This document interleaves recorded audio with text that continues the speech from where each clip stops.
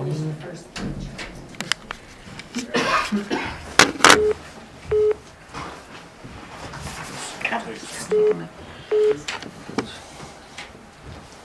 got another call coming in? Vicky? I'm not sure why I did that. Oh, okay, all right. So yep, okay, all right. Yeah, you don't even have to put it up there when you're on speaker. You know. Yeah, it's okay, Gail. It's all good. So we have a. All right. If that's a structure. I know I should do that. But that's a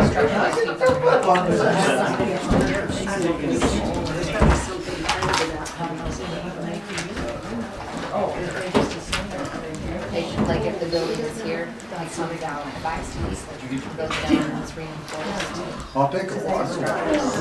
Well, I should part of the What it is, but I'll Yeah, it's like the Bernie water. No. You know, I put that stuff in fish. That's about it. And it sticks out good, past and the then it's building. low calorie, low sugar. What's the carbs? Said it was from Kaiser. And so we Taking can the have antibody dosage, now if there is, we can. slamming it with all of that, so. Extension from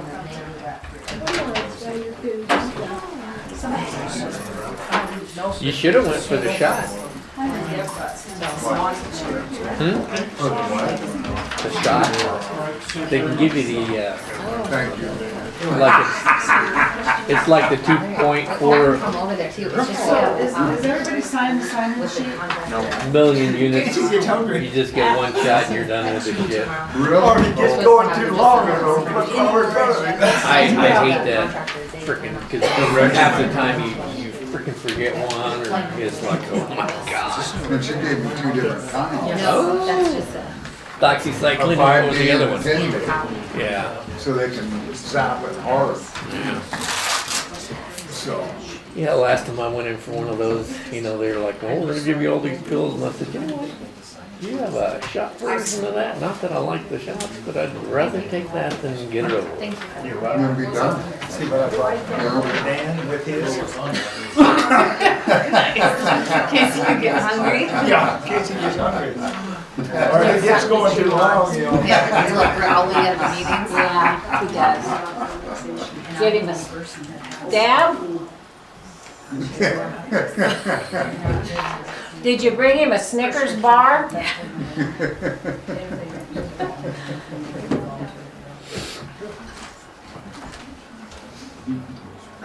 Yeah. I don't know about these ladies, you know, and their strengths. You invited me.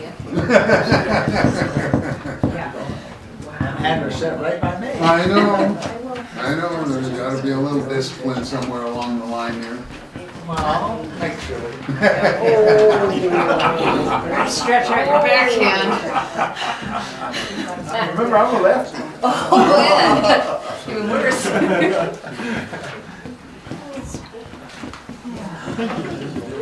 Anybody else need an agenda?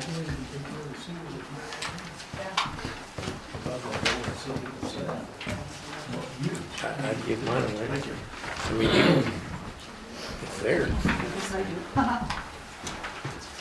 Yeah, well, I won't be there.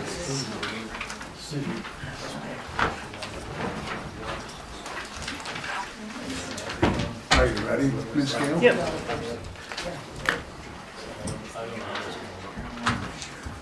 Okay, being 6:01, we will bring this Hermosa Town Board regular meeting to order, Tuesday, January 4th, 2022. We'll start with item number 1, roll call. Klug, Here. Henriksen, Here. Holsworth here, King, Present. Schumacher. Here. We appreciate the large crowd, our engineer, our attorney, finance officer, law enforcement. Appreciate everybody here with Public Works. And with that being said, please all stand for the Pledge of Allegiance. I pledge allegiance to the flag of the United States of America and to the republic for which it stands, one nation, under God, indivisible, liberty and justice for all. Thank you all.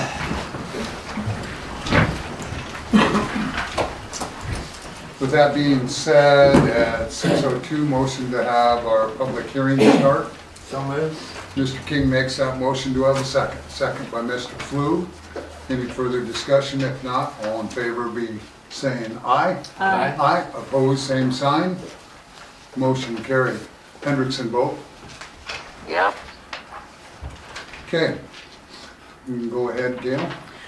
As required by state statute, resolutions are read in entirety, so it's resolution number 2-2022, resolution of annexation, Town of Hermosa. Whereas pursuant to South Dakota Codified Law 9-4-1 and 9-4-1.1, Preston Family Inc., a South Dakota corporation, has petitioned the Town of Hermosa Board of Trustees of Hermosa, South Dakota to annex the following described property subject to certain conditions. Preston Tract 3 Lone Coyote subdivision located in section 19 2TS R8E Black Hills Meridian, Pennington County, South Dakota.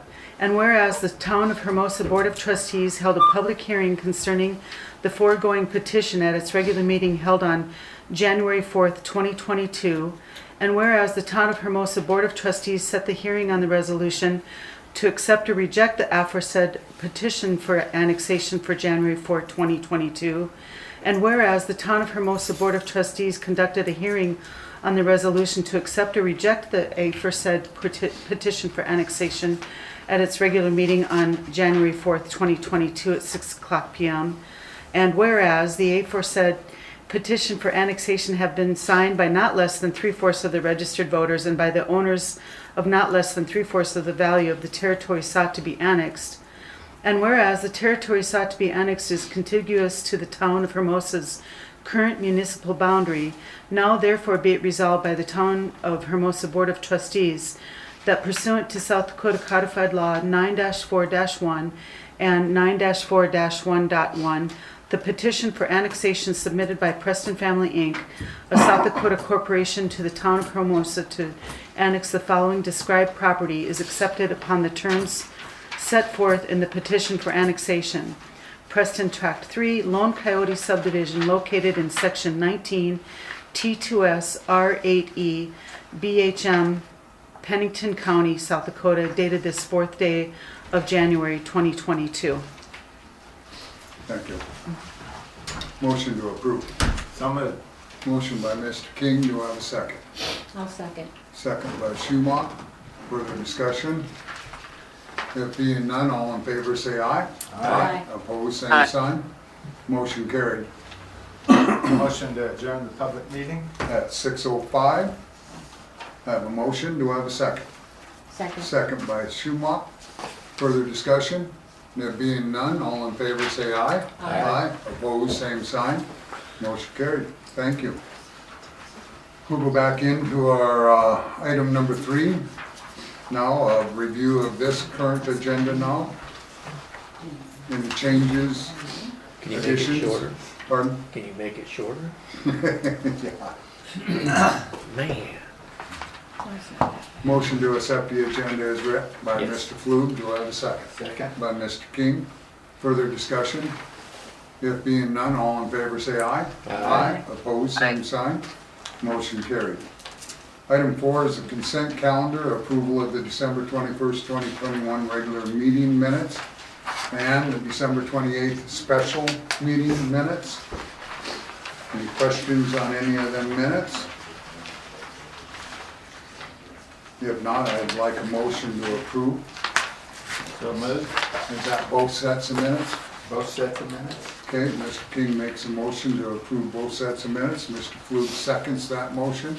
Further discussion? If being none, all in favor say aye. Aye. Opposed, same sign. Motion carried. Thank you, Board. Item 5 is the claims, which were presented to you this evening. Payroll is also included in there. Christmas light winners are in there. And then our normal bills and expenditures. And everybody had a chance, yes. I'd like to draw your attention to the rural development They do an ACH, an automatic withdrawal, rural development does. We have the 3 loans. And these 2 loans are usually drawn out on the 3rd of the month. I don't know why. I can't get an answer out of RD and or the bank, but they made a duplicate withdrawal in the month of December. So we had those 2 loans paid on December 3rd, and then they were also paid on December 31st. Yeah, Weird. I talked to the bank. They said that RD pulled it on the 31st. RD said they didn't, and it's there, and they couldn't do anything to stop it because it's been since it was today that I talked to him. So then, will it be a reflection on our principal then, I would hope, as far as the payment schedule? I wonder, that's something that you'll just watch. Okay, You I'm know, not sure. There's nothing we can do to change with No, the automatic there's not. withdrawal, and that's the sad part about automatic withdrawals and not your control of sending a check, so. But that's the way the state and federal levels are anymore, so. But I appreciate that explanation. Anything further from our board? If not, motion to approve as read. So moved.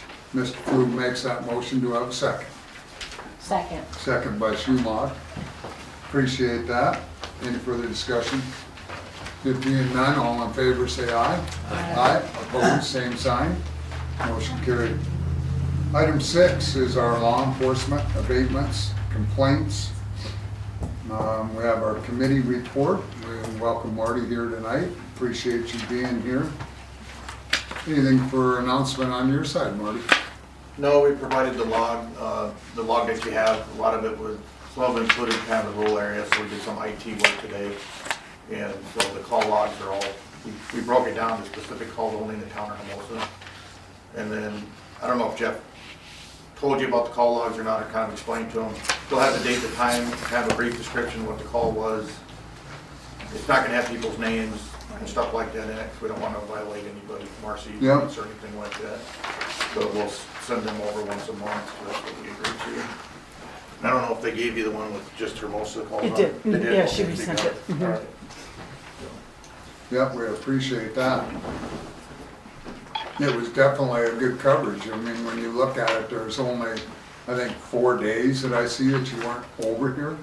I mean, it's a pretty consistent coverage on that side. Well, yeah, and it's it's different hours too. So there's times it's late, wee hours of the morning, and sometimes earlier in the day, so Yeah, a mix of hours. any questions from the board on the logs or anything that we have or the audience? Nope. Yes, sir. Okay, that's school patrol, so that's. Because this CFS number, that's the, is that the patrolman number? That stands for call for service number. Oh, for So sure, okay. every call that comes into the communication center is logged with the CFS number, and that's how we can track it back. So usually, so each one of those, I can go into an actual incident report and look at if there was an incident report generated or not. So it's not the officer's call sign. That's in the system, that's not on this printout. Okay, thank you.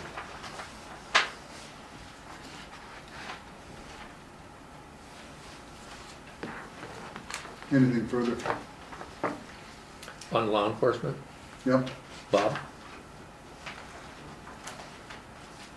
Did you resolve that downstairs? Yes. Yes, it has been resolved. Okay. Everything is turned in. All We right. both made the phone call, so Awesome. I appreciate Thank you very Bob being much. here and his attendance. And we did have one complaint that came in, and I was gonna ask orally about it. We had a complaint on the semi running all night long over here. And I don't know that does it run all night? Semi does not run. Semi actually got a $2,800 heater put into it last year in February. So a tiny little diesel motor runs underneath the step that circulates the water in there, but that's it.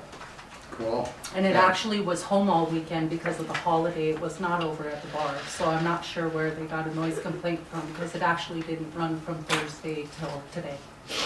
Excellent. Yeah, because the date of the complaint, of course, was 1/3/22, but we'll do some more investigating now and then express that about the cooler and what you got for a heater on it now and that it don't run. So that'll be a good thing on that part of it. And it came from an individual that is a nurse, and so that's why. I would like to note to the town that that is actually a commercial zone Right, and in a commercial property. correct. And I would say if your complaint came in on the 3rd, it's erroneous because the truck wasn't even over there. Yep. No, we'll do some follow-up. So I appreciate your input on it. I'd care to have some of that information as well, if it can come to me. Well, these are all anonymous, they're for the abatement, you know, I'm sorry for that. And that's the process, it's always been in that abatement process, so. Anything further under law enforcement? We appreciate you coming over, I think things have been going well so far. I haven't heard anything on the school zone issues up there. I'm assuming Matt is still probably coming over on that, and then, Well, yeah, I gave you guys full disclosure. I mean, when we came in here just to help out, and then you can decide what you want to do. But I came in here with the same amount of staff, and we had to change people's days off, change people's hours to accommodate to do the best that we can. yeah, And then, of course, the calls also, the call line and stuff kind of pulled us back a little bit. But yeah, they're actually deputies scheduled for school patrols. And they're, you know, these are your hours and you need to try to work school patrol depending on the call volume. And that's how we've been doing it, so. I've got a lot of positive feedback, so I've had a lot of phone calls, about, 99% of them have been, positive. yeah, they have. Okay. We appreciate that. yeah, that's a good thing, and we've asked for that too, the comment.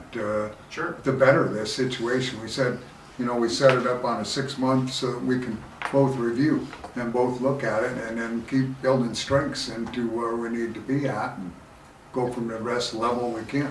So I think that'll be a good thing all the way around. And then I don't know with Kyle, if you have a situation there, I know when Jeff was over here, he said you were trying to get his schedule where maybe he would be more of the local guy. They're trying, if it's an emergency, we call Kyle out, but only an emergency because he gets 2 hours overtime every time we call him out. We're actually having call outs on the western side because people are over here and then you have a call there, so we're getting called out also. But, the deputies, they understand and they're doing a good job, so. And then Jeff said you're hiring 2 more? Jeff's not true. Okay, One. okay, We have 1 opening to fill okay. and a dispatcher. Maybe that's what he was talking about.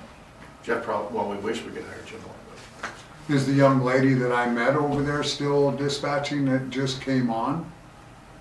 I don't know when you were there. Oh, it was 3 weeks, just right after our contract. Oh, yeah, she would be there. Good, she was doing a good job, so I was hoping she'd very energetic and learning the system well, and I was appreciative of going through the 911 station. Yeah, dispatchers are one of the hardest positions to fill in law enforcement for some reason. Well, you see that console. Well, it's 7 days a week and sometimes you get up home on time, sometimes you don't. Miss out on holidays and stuff, and they don't get the respect that they deserve all the time. They're kind of behind the scenes, but we're lucky, we're blessed to have some of the people that we have. Yeah, the one lady I think said she's been there 12 years now, or? Leslie, yeah, she moved out of state. We lost, the 2 dispatchers that we lost moved out of state. Bummer. Yeah, she was on top of her game from, Yeah, we have one guy that's been there for 30 years. We have a lot of longevity even in the sheriff's office now where people have been around for quite a few years and will retire here, so we haven't had that before. It's a good thing to have. yeah. Well, we're appreciative, and if there's stuff from us that you need or help too, of course, communicate. Yeah. We definitely want to be able to have a good relationship all the way through on this, so we appreciate that, Marty. Yep, no problem. Appreciate your attendance. That's been very welcomed on each meeting, so. Yeah, We didn't draw straws to see who got the short one. Jeff had to redo his schedule. He has to be out and be our early AM guy in the morning, so he needs his rest. He's old. Appreciate it. And you can tell him I said it. Not his beauty sleep, we found out that. Definitely not his. I told him I would take it and come over here. Well, we appreciate that. Thank you. Yep. Nothing further? Nope. Okay. All right, that being said, we'll move into item number 7, legal.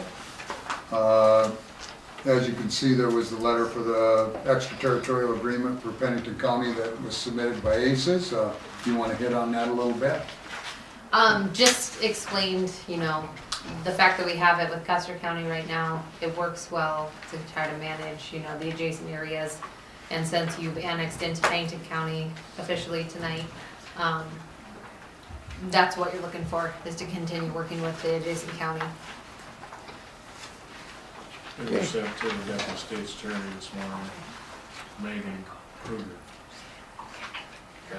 And she responded saying that she will visit with commissioners about it and see if they're interested.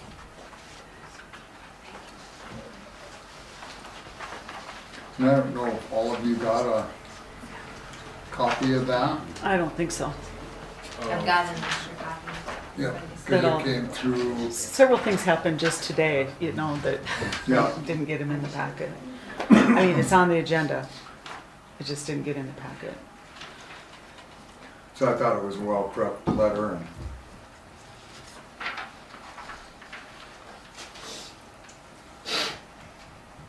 You're really not a mister. What'd you put down there, mister? It's official. Oh, okay. so we'll have,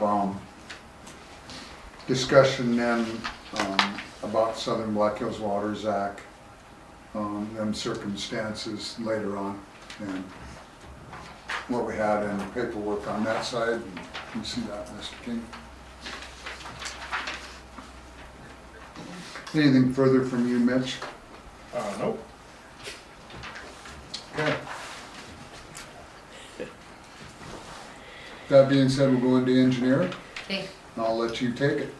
Item A is the water rehab project, the WRT system. I did get the current test results that came back on well number 2 and have those sent off to WRT so that they can revise the design of the system and see what's changed based on the current test data. Was it higher, lower? Yeah, that was my question.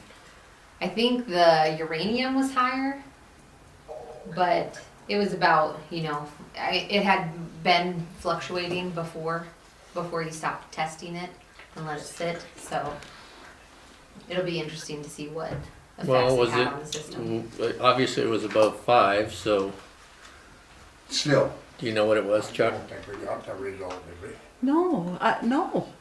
Isn't that the one, yeah, you sent it, No, Chuck said that was not that wasn't the one that was tested. I mean, That's We're- that's 0154, that's down here, that's not this well. the well number 2? No, the one by the well number 3, basically. It's the one that from the creek, right? Shallow. Yeah. I thought it was well number 2. No, You might want to have them send that one back. That may really taint our results there. That's all good. I just Yeah, no, I didn't look at it too close. I thought it was the well number 2 test result that they were waiting on. Shouldn't that be here? talked to him yesterday, and he said they didn't have any word on it. They farmed it out, of course. And I reminded him it wasn't a non-compliance check, so, but they still have to culture it for 6 weeks. Okay, good info to know then. see if they can grow anything. Hopefully not. Okay. The North 2nd Street box replacement guardrail, is there any update on that? I didn't. I haven't, and we need to check with Zocker too on the school deal, because it's a matter where that rail should have been in. They were having some problems with location of a couple of utilities, but gosh, that was forever ago, so. Couple I months. feel we're in that season that we were concerned with, is somebody sliding off into that playground, so. Okay. So we could do a follow-up with Mr. Zocker and where they're at and with Hilt, because Hilt Engineering has that bid as well as ours. And they were gonna conjunction them together and maybe we could save a little money that way, so. Okay. I don't see, go ahead. Oh, I'm sorry, and if you want to remind me in the morning or while I'm here, I'll call Rich personally and Okay, ask him that question. all right. Thank you. Sorry, Leah. Item C is the Lone Coyote subdivision preliminary plat. That is gonna be pending, now that we have the annexation out of the way, I can get with Renner and have them make sure everything's updated so we can review it I and wonder, move forward. Preston had said that he was pushing them to get that turned in and submitted to P&Z, so, The plat they submitted, but we need to make sure they have all their design plans coordinated and done, so. okay. Hermosa sidewalk project, no update, it's just in the DOT's hand for, advertising or bidding it out. Oh, I thought it was already bid. No? Yeah. Okay. Plans are done. The sewer project, the lagoon expansion, there's no update, it's still just pending at this time. No design work has been done on it yet. Item F, the Town of Hermosa Water and Sewer Extension Project. RCS did start on site yesterday. They're starting just north of the Heartland Storage driveway with the water and then going north. They hit one cable that they thought might be live, a fiber about 5 feet deep, but it was abandoned from Golden Wessex, Yeah, an old one. I seen that email. Yep, that they verified that, so they're just continuing to move forward with the water going north. Change order 1 for that is still pending, depending on what we can work out with Dollar General on easement. And there was a discussion too, that, an email that came that Chad had mentioned that they started there because of the discussion we'd had with Dollar General and we hadn't still had clear understanding there. And then they had also mentioned that with that we were going to move forward from that portion because also of the easement complications too. The only thing is in the email, Chad mentioned that it was because of the discussion with me, which it was the discussion with the engineer. And when we had talked about it, it was clear that we really kind of wanted to stay a little bit clear because we're still waiting for a meeting with Southern Black Hills Water. And with that meeting with Southern Black Hills Water, then it will give us clear clarification on the sewer, installation of the sewer line, and then coming. And Leah was reassured with Chad that with the alignment of the water, that can be installed and come back to where the sewer can't, because they need to come from the manhole and work their way through the process from the manhole to where they're going directionally with the sewer. So I just wanted to, none of you had seen that email, to clarify that and clarify where it was at with Chad, and that was just a misunderstanding of the Yeah, friend. there's no problems or anything, they just wanted to get working since they had programmed the project and have it in their schedule, so. Gotcha. One thing, Chan, I stopped down there today, one thing Chad had mentioned is something about, he had talked with Wade about their sign, their business sign, that it's Storage. in where, I mean, it's like the sewer pipe's gonna go right between it, so he was asking Wade if there was any problem in moving the sign temporarily. Okay. So that was just something that he brought up to me today when I happened to stop in there, because I had had a complaint from somebody across the highway that they were working at 9 o'clock at night. And so I stopped in to ask, and he said, no, we've been shutting off before dark, so I'm not sure who this person had heard working, but it wasn't them, so. Okay. Thank you. Okay, item G, the water and sewer facility plans have been submitted to DA&R. Nice. Yay. Yay. So they received them by mail, they asked for the PDF copies, so I had emailed those over. So we'll just wait for any comments or additional questions they have or clarifications they need in their review. Nice. And with everything that we went through on it, that's why we were asked if anybody needed to review, they could review. There were no changes from what we had all put together, and as far as the project plans, project costs, nothing changed from any portion of that. The lagoon, of course, we would really have all that rather than the treatment plant. At this point, that just isn't an option. We need to watch that 800 million as you listen more on that infrastructure coming down through the state. There may be that possibility that we could still do that. They just don't know how that money is gonna funnel. Right. That's the hard part. If it funnels, ready-made projects could be exchanged for projects that are in place that we have in the facilities plan. So we'll have to just watch that really close. Okay. Item H is the Hermosa Hills drainage. I haven't received any updates from Trent or John. So, we'll wait to see what they. We're not talking down on Whitney, are we? Not on Whitney. This would be the Hermosa Hills drainage on Marie Street. Okay. And then the item I is the Elmer Claycomb and Dollar General item. We do have a conference call set up tomorrow at 2 with the contractor to try to come to some type of resolution on what their plan is, what they want to do, discuss the change order and the impacts that were made to the easement from their construction and how that's affected the sewer project. So. Okay, I got one more question. That's the one down on Whitney. We had looked at it a couple of times. I know myself and Dan and Bob went to the meeting initially. They haven't done anything. And then we were having you review the contract from Dean, whatever, for the school. Drainage study. Yeah, the drainage study. And like I said, my understanding on that was there was supposed to be no increase, and that's the reason it was metered. But by going down there, I mean, it's, 18 inches thick on the north side. I mean, that pond is huge right there. And that's before you even go over. 1 minute, please. And then on the other side, I mean, I haven't seen that much water down there and ice. So, I mean, it's definitely flooding a lot more than it needs to, and that needs to be addressed. So, I'm not sure what our next step is in getting the contractor, which is Mr. Kurtz, to address this, because it's obviously not working the way they described it. The trouble with the whole thing is that, as far as Dean Kurtz is concerned, we verified that what's built out there was what was shown in the plans. So it really goes back to how it was planned in the drainage report to handle all the drainage. Right. The new impervious.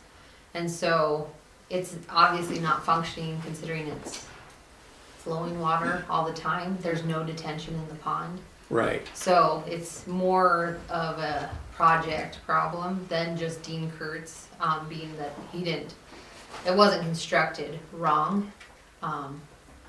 But it might not have been designed properly. Not saying that it was, but we're still working on figuring that out. But I think it, warrants possibly a meeting with FMG.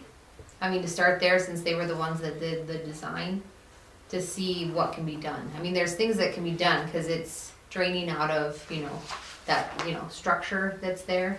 Yeah. There's just a hole that's too low. It's lower than the inlet coming in. So the inlet pipe coming into the pond is at one elevation, and then it's draining just directly out. Right. That's because I haven't seen any water of any amount that's actually being retained at all. Right, and it won't be, because based on the plans, the elevation coming in and going out should be opposite, in my mind, to detain water. So it's just not. So I don't know. It depends on how you want to approach it. Do we want to reach out to FMG? Do we want to reach out to the school to When we take the made next our step? motion on this, it was, number one, the school said they have no fault.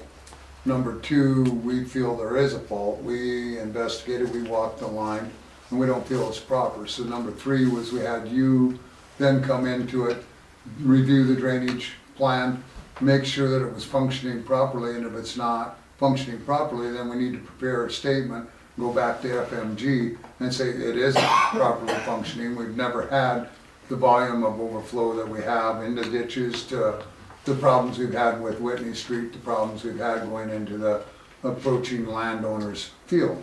So we need to then, if it's proper, go back to FMG, because Dean Kurtz already has released that he has no fault, that they've done everything to spec, to plan, and it's obvious that isn't working. So to me, the board needs to make that decision whether she needs to go to FMG.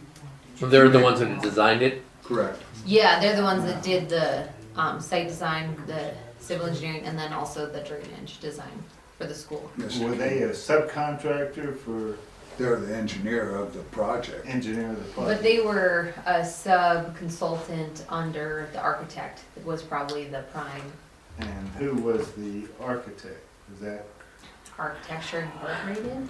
Yeah, it was. Yeah. I'd say the person that built the pond, that's the person you need to ask. If or- that's or did the FNG. study, yeah. Well, if that's what they did, because the way they sold the project on the drainage, because the drainage was a pretty important project for the rest of us, because like I said, we were concerned with all that parking lot, all that roof surface increased by what, 200% based on where we were originally at with the school. We wanted to make sure, and they assured us that that retention pond was the answer, because it was gonna meter everything out, and I don't see that happening. No, and so, yeah. Does FMG realize that that water, that detention is not holding any water in there, that it's just all going right down? I don't know if they do, and see, that's where, you know, in my mind, it's pretty obvious that there could be an issue there. And so I would like to start with FMG, reaching Yeah. out to Jerry that did the design, discuss it with him, you know, meet him out on site. I mean, it's pretty obvious that it's not functioning like it should be functioning, maybe on paper, but not saying that there's a fault, but it's just not functioning as it was intended, I think. Seeing Bob and I and Bernie, when we met with them, that was their, at Dean Kurtz's office, position that they were gonna get a hold of FMG, review it, and then come back with their findings. So, and it's obvious, their findings are going to admit there's no fault and go But to from Dean there. Kurtz, there probably isn't right now, because in the plans, They constructed. we went the- and surveyed it and made sure that the elevations are there and things like that, and they are. They match the plans. So Okay. that's when you have to go back to the design.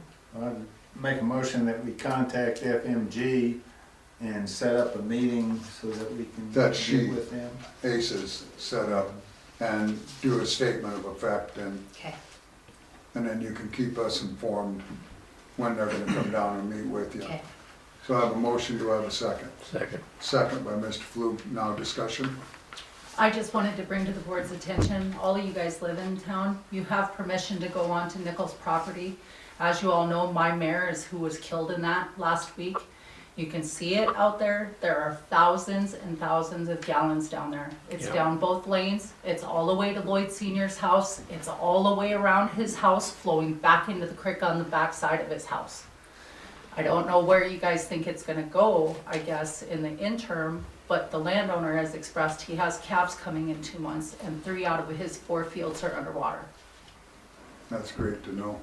So that's another good discussion to put on there. Okay. You know, and that's why our concern is too, if it continues to freeze, it's coming over the road. Well, and It's Cheryl not- was land trapped, you can see where it comes right out of the culvert, goes straight to the railroad tracks, the same path that the flood water took back during the flood. Right. Straight through the middle. It has nowhere to go but bowl in there.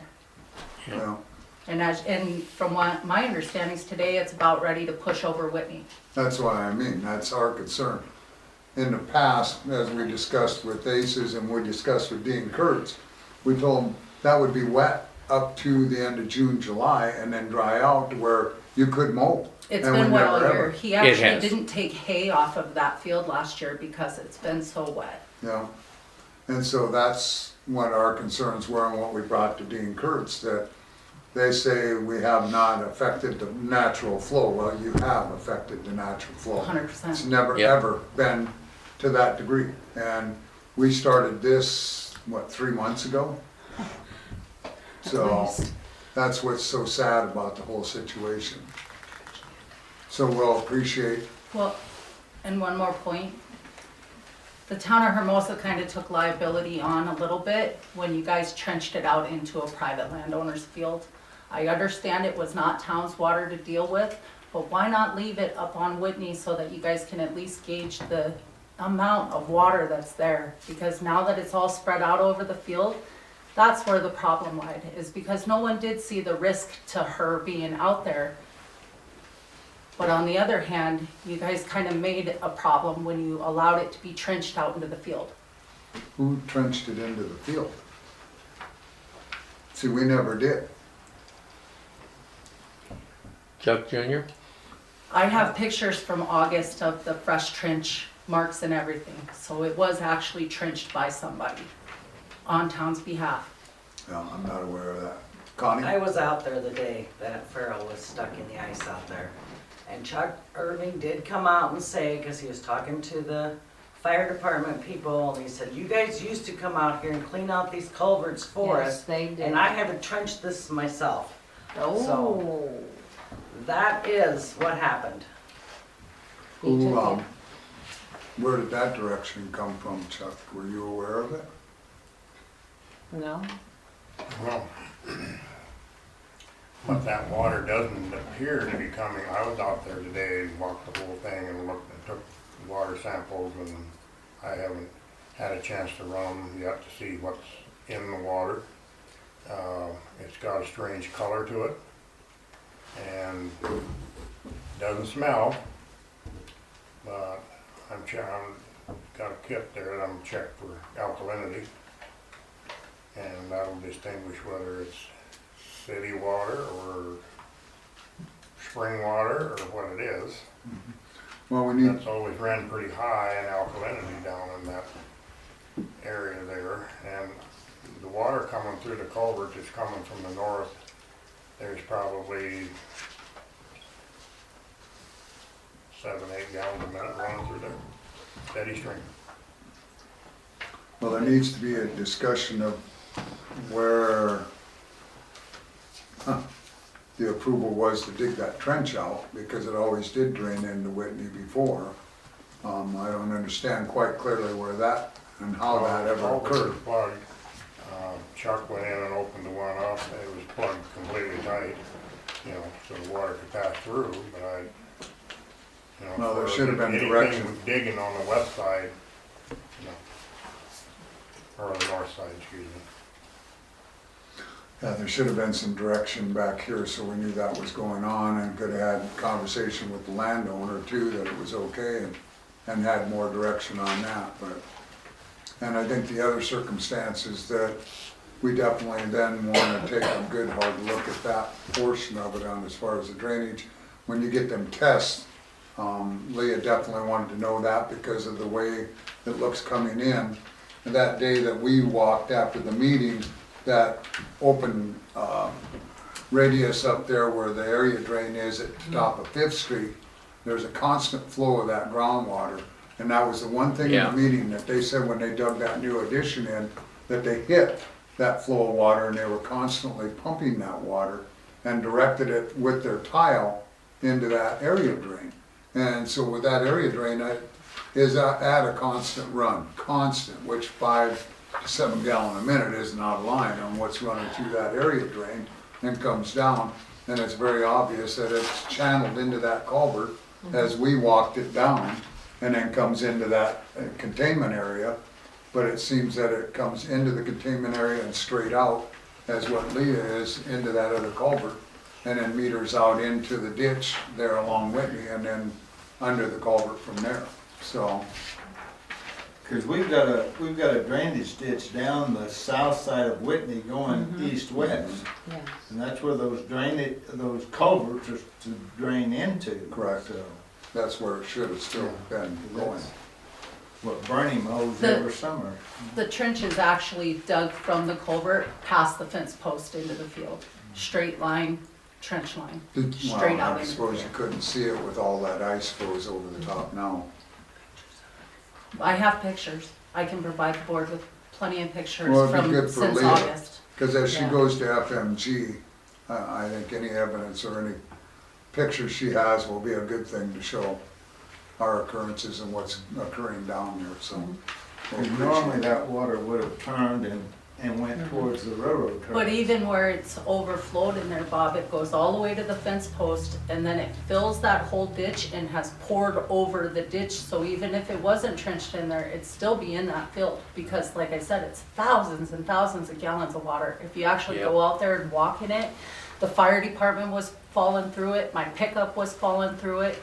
It's thick ice all the way down there. And Well, as you're saying, as you described, it, you know, down both sides of the road and all the way around the house, that is, you know, a whole lot of what it is. absolutely.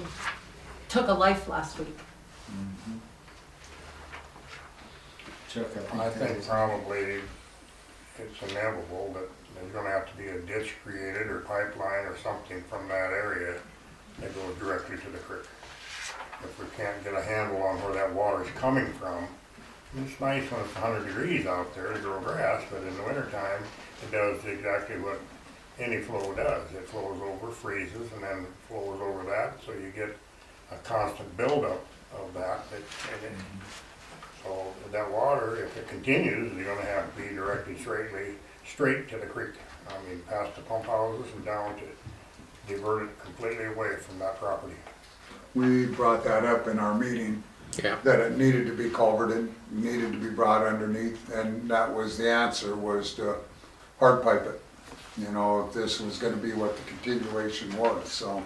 Well, even if it went all the way east, which there isn't enough drainage ditch there to carry it all the way to the east, it bumps up against the railroad tracks, and there's no place for it to go other than go south, and that very likely will build up fairly high in there before the gravity kicks in, because Zamster dug a ditch all the way through there after the flood, because there was 6-7 feet different in elevation from here to that other end, so even if that water was diverted to the east, it needs to go straight to the creek. I mean, Correct, it's wonderful irrigation purposes, but not in the wintertime. correct. Yes, sir. Has anybody taken a look at that water? I go by it every day and it's just old, ugly, yellow looking water that. He just said he tested it, so we're waiting for that to come back. He's pulled samples. I Yeah. got the sample here, I could check. Kind of nasty looking stuff. So, And we knew all before that down there, before that land was sold to the school, that it always had a white film. And we knew it was hard water and that it was groundwater. You know, and there were circumstances there, but like I say, by June, July, it was drying up where you could get in there and mow, you know, and maintain, so we'll address it, and then we'll have FMG alerted, and we'll have a meeting and work this thing through. I'd like to see some come back of that too if it's not anonymous. Yep, no, it's a different public. I do have one question. Is the only thing he's ever gonna do with that land is graze or grow grass on it? What other purpose would you see using it for? It's 4 generations of ranch right there. No, I don't have a problem with that, but if we gotta run a line across there, if he was going to, let's say, plow it up and You plant guys something actually else. have easement going through there. You have a line going through there Do from we? the water department. For our water line For your coming water. up to the Oh, well. coming up. Okay, well, So where- depending But on what the that's separation what is. that field will always be. It's a cow-calf operation. He raises calves, boots them out, raises more calves the next year. So that's always what that's going to be. Well, that's fine. I just wanted to make sure that we didn't have to plant this thing like, 6 or 8 feet down if they do decide to hard pipe it all the way to the creek. Yeah, I mean, Well, if it's gonna be grazing land, then, His 5 feet intention would be was to fine. trench it back to you guys, rent his own trencher and trench it back to you guys. But then all of this has happened since then, so now Right. he kind of just wants to put it back in you guys' lap, I guess, Oh. and see what resolution happens. And that is something we'd never had in conversation with Mr. Nichols, and we probably should have that too, communication, that would be a good sign to have that come back, so when you meet with FMG, you actually hear it from Mr. Nichols himself. Okay. Well, and all that property is now actually under Lloyd Jr. So if you speak with him, he's actually welcomed all of you Do you guys have to his drive phone down number around. on your mind? I can pass it on to her. Thank you. That would be good, that would be helpful for her. He would have been here tonight, but he didn't get off till late, so. Nope, that'll be a good thing. Excellent. Okay, we look forward to a follow-up on that. Okay. I would ask that this be an agenda item from now on and under engineer. That way it's a follow-up and we'll have good communication on that side. It's on old business, just so you know. Would it be moved over? I would say it should be moved over. Okay. I've seen that and that's why to me, it should be over there.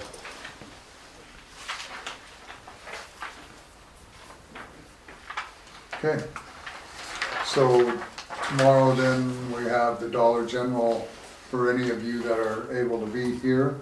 It's here that you're. It's just a conference call. Yep, Okay. I sent out phone number, to, you can call from anywhere if you wanna listen in. Okay, so more than likely we'll come up here, I will and Gail and call in to Leah. And then that way we can be on the conference call, handle that and where we're at on that situation and have a good go if anybody else cares to be here from the board to able to do that, so. What time would that be? 2. 2 o'clock? Yes, ma'am. Okay, thank you. Anything further under engineer? I don't think so. Anything further from the board under engineer? No. And as you've seen under old business, we had item C would have been the only situation there. I have one thing that came up. One other thing that Wade had talked with Chad on was a water tap at that, in that area, and since we haven't developed that area in front of the storage buildings, there's one, I know there's a tap in the contract specs to give us a price on what those taps would be. Right. And so that was one question that Wade had to Chad, was that, you know, is there gonna be a water tap there in front of the storage buildings? When we had the pre-construction meeting, if it wasn't something that was actively planned for a building, we weren't gonna just provide taps, just so there's no, potential leak locations that'll never be used possibly. So it would still be a commitment made by the town to do, and it's something that would be dug in later anyways, whether it's part of this project or somebody else coming in to do it. Okay, so if they haven't established that water line yet, and that's an area that he wants a tap put in, could it be put in at the time that they have the trench open instead of going back in and digging it? No, at later date. Yep, just because they put the main in, then they bury it, trench it, and then they pressure test it, sanitize it, use the chlorination and all that, and then they come back and put taps on. So So- if that's something that you could, inform Wade on so that he understands it, because he was going to Chad, and Chad didn't have any information, so that's why I brought it up tonight, so that Okay. Wade could then get clarified on the situation. Okay. Okay. I'll make a note, I've gotta talk to Bridget anyway, so. And like you say, that was part of the condition that there is a tap, and it can, he may decide 2 years from now, well, I decided I want it over here instead of over here. Right. He can do that. So, and that has already been provided. It won't be free of cost to dig it in. It's free of cost to hook up, is what it is, so. Okay, anything further for the engineer? We do have some more old business stuff that you'll have, so you don't get to escape yet. I know. Appreciate that. Item 9 is planning and zoning. We have the P and Z January 3rd, 2022 rescheduled for the December 28th. Those minutes were laid on the desk at the, Jill just finished them this afternoon, so they were laid out here. Oh, I know. Okay. I looked at them. Okay.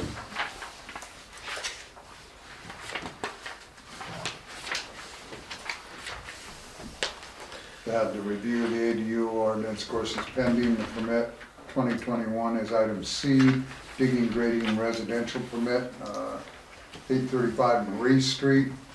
As you can see, everything on that is another situation from Poulos. The staff report from ACES is in the back of that packet. The only thing that ACES had in there is that the setbacks didn't match what they had on their sketch plan. Right. It does match the lot per ACES staff report, and that within that, it would be in compliance, but needs to be verified by the inspector when it goes down that they are within that setback distance and that their compliances are met within them setbacks. The one deck wasn't shown, but she's assuming that was going to be off of the rear door of it. As far as what they had for that part of it, it showed a front but not a rear. Well, there's two doors, so I'm assuming they're gonna put one at the front, a deck off of the front, which is fine. They might do steps off the side, but it was unclear what their plan was for the side. But it's behind the garage, so it shouldn't interfere with the setbacks even if they do the deck.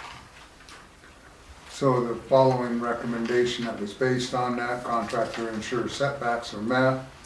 Appropriate drainage must be maintained, of course, on all the sites. Sediment and erosion control measures must function and are a responsibility of the contractor to ensure there is no erosion and sediment transfer. All disturbances must be stabilized within 30 days. Contractors must be licensed. All construction must meet the code requirements as well as the town ordinance requirements.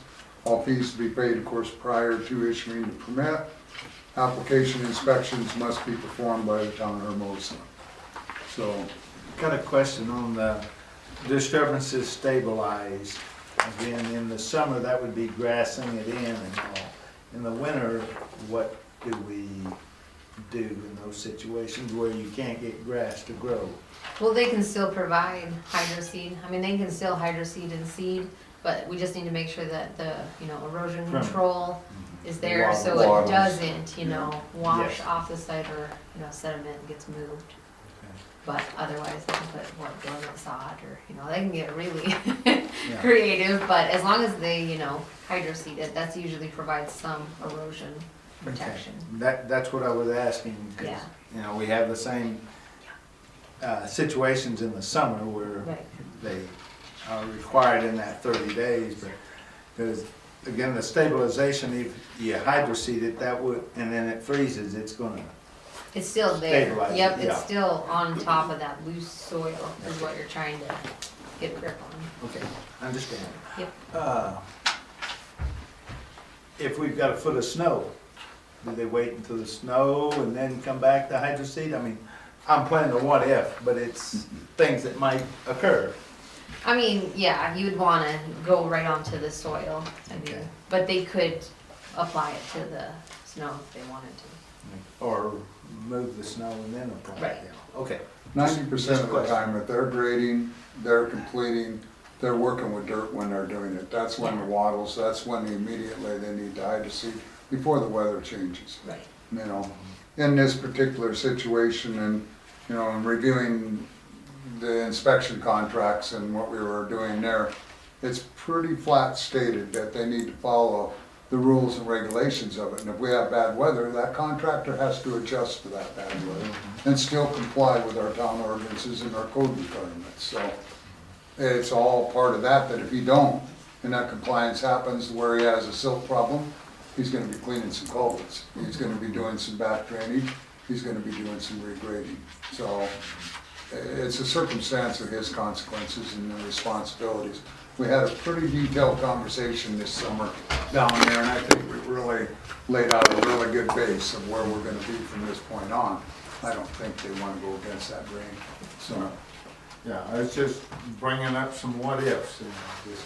no, I appreciate that. What's the status on the next, have they recalculated out the next street and the setbacks and the width? Have they done any of that? No, that's part of my request from, associated with the Hermosa Hills drainage is what's the next step?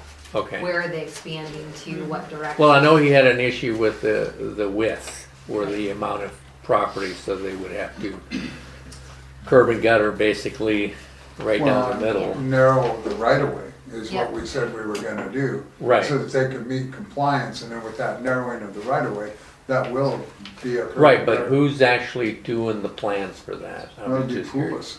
Poulos Poulos? and Mr. Preston, Okay, you know, them are the two developers in that project, so. all right. And that's why we've asked and asked and asked for that to, that's their next phase. You know, and they're soon upon that, so, So that we can review it all. you know. So she's been on them and on them and on 'em. I know. Did we ever get the other culvert in at Marie and Walter, Walter? Yeah. It hadn't, so we still only have the one Correct. across there at this time. well, and we still have compliances and drainage on the other residential lots too. that- Yep, that first phase, there's still work that needs to be done. So that's what we're waiting on, is what plan they're gonna do, what they're gonna do to ditches, what they're gonna do for culverts, bigger culvert, 2 culverts, what their plan. I need a motion to approve the 2021-44 I'll per engineer. Yeah, I was gonna staff say, report. I'll make that motion with the added part that they have to comply with the recommended items Drainage. from the engineer. Per staff report. Yep. Have a motion, Mr. Flug, do I have a second? Second. Second by Schumach. Further discussion? Being no further discussion, all in favor say aye. Aye. Aye, opposed, same sign. Motion carried, thank you. Item D is the Heartland Health Concepts, 300 East Main Street, number C. Jeff and Jenny Hawes, application for cannabis establishment. Mr. Hawes is here tonight, we appreciate that attendance. We have the application in front of us for that medical portion of it. From my understanding, once we approve our portion of it, it isn't done. It's now then goes to the state. Then the state has to approve their segment of it. Then it comes back to us again after that to show the formalities of the approval of the state. Mr. Johnson, you have any further comments? No, what you just said was correct. Okay. All the board need to do is authorize you to sign off on this certification that they've met our requirements. You have that? Was that in the packet? I sent it. No, the certification. Oh, I didn't see that. I don't think We so. need to sign off on it. Okay. I had one question. Yes, sir. On that, in here, it asked the question if it was within, Yeah, I read that too, but it looks, I think it's, you gotta read the whole thing in context. Yeah. You're not, your business is not within 500 feet of a school or a church, right? It's more than that. Correct. And it's not 1,000 feet within the daycare center is the one that said that they were within that of the daycare center. And yet, the one that you showed Which here. daycare center? what are you talking about? That's, the one that you showed in here was over on West Main. So is there another daycare center that is within 500 feet of this site? No. Okay, so, but you did say yes in here is why I asked. Right, I think he, I know what you meant. And I read it the same way you did, Bob. I think what you want to do is say no to that. Is that true? Correct. Is the property line of this establishment located within 1,000 feet from schools, 500 feet from churches, 500 feet from daycares, 500 feet from libraries. Because the first one says within 1,000 feet from schools, and then the 500 says from, more than 500 feet from churches, 500 feet from daycares, and 500 feet from libraries. So the answer is, correct me if I'm wrong, is your property where you're proposing to do this business establishment is located more than 1,000 feet from a school, right? More than. More than, and it's also 500 feet more than from churches, daycares, and libraries. Yes. So that should be no on that instead of yes. Yeah. Right. So you need to Because come I up. didn't want it going to the state, Yeah. we're approving it as it's written, So if you want to put on your application, mark that out and initial it. Yeah, we're. Come into Gale on it, and that way then it's posted correctly.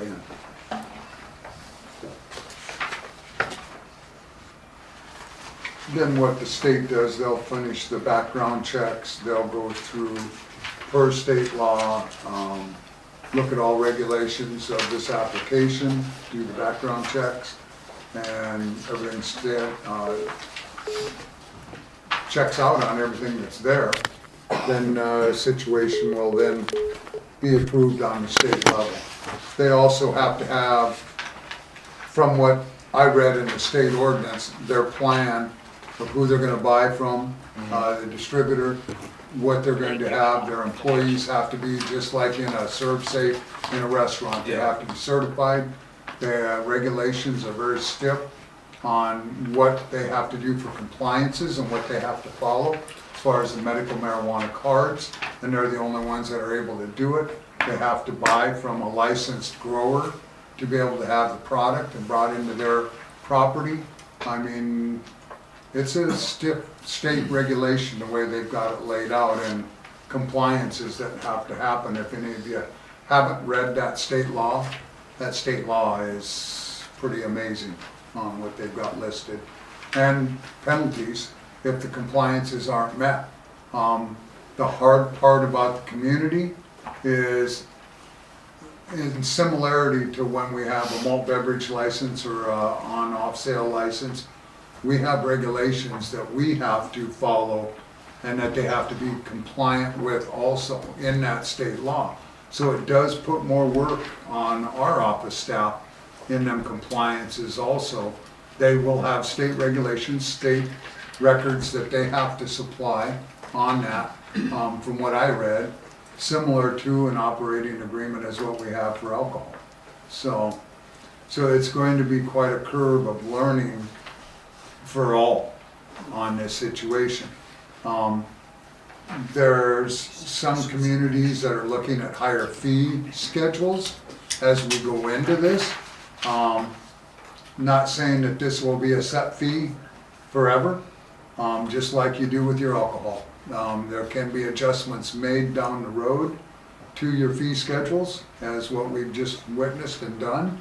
So, and it's of course done by ordinance, so it can only be done once a year. Did I miss anything there? No. I did a lot of reading, to make sure we had our bases covered. And the state's attorney in Custer, The trick is Susan where was you're gonna gonna- get your product. Well, to be determined right now. Is there some concerns about transporting marijuana across state lines that don't have? Well, it has to come from in-state. Right. Yeah. Who does, who's gonna cultivate that? Well, there's some growers. Do they let you go on from the Indian tribes? Well, I'll let you know. Cause that's about the only place I know that grows it legally. Huh? Oh, yeah. The No, laws- legally, I said. the laws that I seen too, the oils and the seeds are all licensed. So they, as they're transferred from grower to grower, are registered. And so that has to be followed through on the registration of them seeds, of It's that all oil. tracked, yeah. Everything is to quite a science Yeah. on what they've got this listed down to. So, So we're at the application status. I will need a motion from this board to approve this application so it can go on to the next state level. So moved. Mr. King makes that motion. Do I have a second? Go ahead. Go ahead. Dan, you're gonna have, no, I'll second it. Second by Mr. Flug. Discussion. Yes. It's not that I have a problem with the medical marijuana, I have a problem of where it's located. I really don't think it's good to be located down next to a trailer court where there's kids up and down the sidewalks and skateboarding and everything else. I do not agree with where it's being located. That's not in our ordinance. I know, but that's my preference. I don't agree with where it's being located. I think the other thing too that they have to do with their facility is basically what they have to do for protection on the windows, the doors, the security of it. It is almost, they have to build it like a fortress, like a Wells Fargo bank, so that access is not able to be gained into the building for the protection of the levels they are, because everything is registered. So There's a it's, safe room involved and whatnot. and they come in and physically inspect. If they see anything out of line that is not secure, safe, then they get fined and they can be shut down until it's corrected. Well, Jeff, you gotta make it through the next phase. The background check. Good luck with that one. Stir it up. Further discussion? None. If being none, all in favor say aye. Aye. Opposed, same sign. Nay. I have one nay. What was Hendrickson's vote? Nay, Vicky? I voted no. Vicky? Don't? Is it on? Vicky? Yeah, Sorry, did you vote on that? yeah, I voted no. You voted no? 2 Okay. nays, 3 ayes. Motion carried. Okay. Appreciate your attendance. We'll look for the next step. All right. There will be that fee schedule that has to be accompanied with it. It's a $2,500 non-refundable, whether the state, 5,000. correct, but I mean, 2,500 of it is non-refundable too. Right, yeah, but we don't have any other applicants. Right. Most likely will be approved. So that'll all come in before the application can be signed and sent on to the state. Okay. That being done, item 10 is Public Works. We have our committee report, and then item B, C, and D.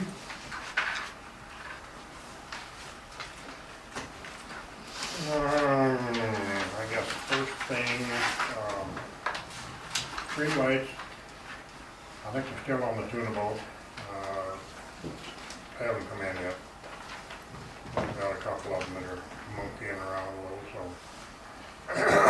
They've been on order for months, so.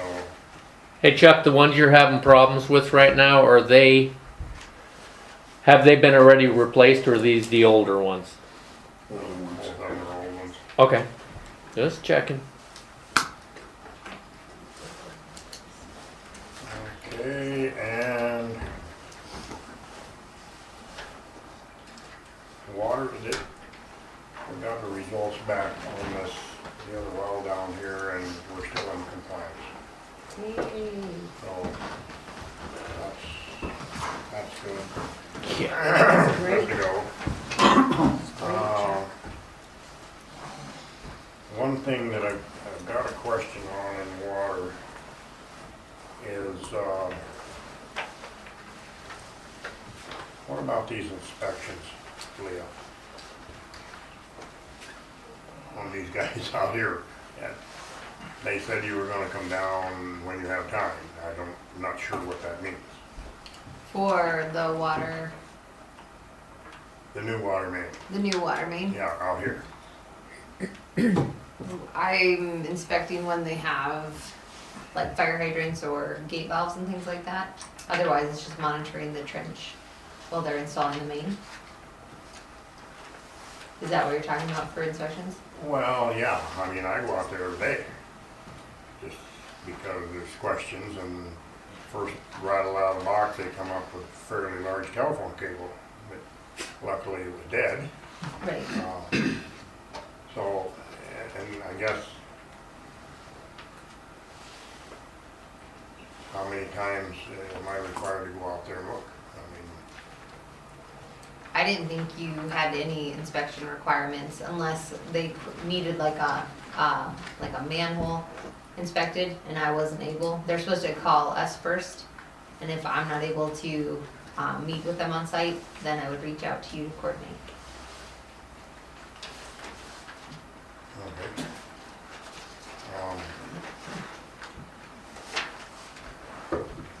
But you're not on a daily, you're not down here daily checking their progress. No, because they just started yesterday putting pipe, getting ready to put pipe in the ground. It just depends on how quick they move and how big their crew is and things like that. They usually move pretty damn quick. In the construction plan, the inspection, if you read that construction plan, the inspection layout is in there. And laid out what the requirements are by the engineer and what they have to do for notification in that. And as we had that pre-construction meeting, that was all laid out in that. So everything is there on that part of it. If you need reference, it's in that plan. I read it. I'm just, I mean, at the pace they're going, I mean, I don't know, maybe it's not important for me to go look at all, other than when they call me.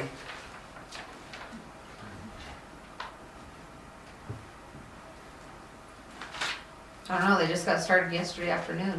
I don't know how quick they're gonna move, but I think in the contract is they're required to call us for inspections as they need them, so.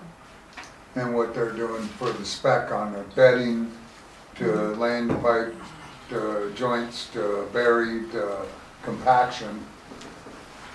That's what I'm sure Chuck is wondering, who's looking at all of that? Well, I mean, they're laying pipe, they're digging, laying pipe, putting bedding in, and backfilling right behind it. So, if you wanna see something, you gotta look at it before the backfill. Right. Then there's joints and, there's fire hydrants getting installed right there, I guess. Now, the plan says there's 5, he indicated there was only 3, so is there 5 going in? I have to look at the plans. 5 fire hydrants? 5 fire hydrants. Says quantity 5 in the specs. I don't have the plans in front of me, but I'd have to look at it. They haven't asked a question on a conflict about it. So, when they get ready to charge the line, are we hoping that the issue is gonna be resolved in the right of way, or do we have to figure out some other way of getting water to them? Because first of all, they have to flood the line, pressure check, chlorinate, and flush.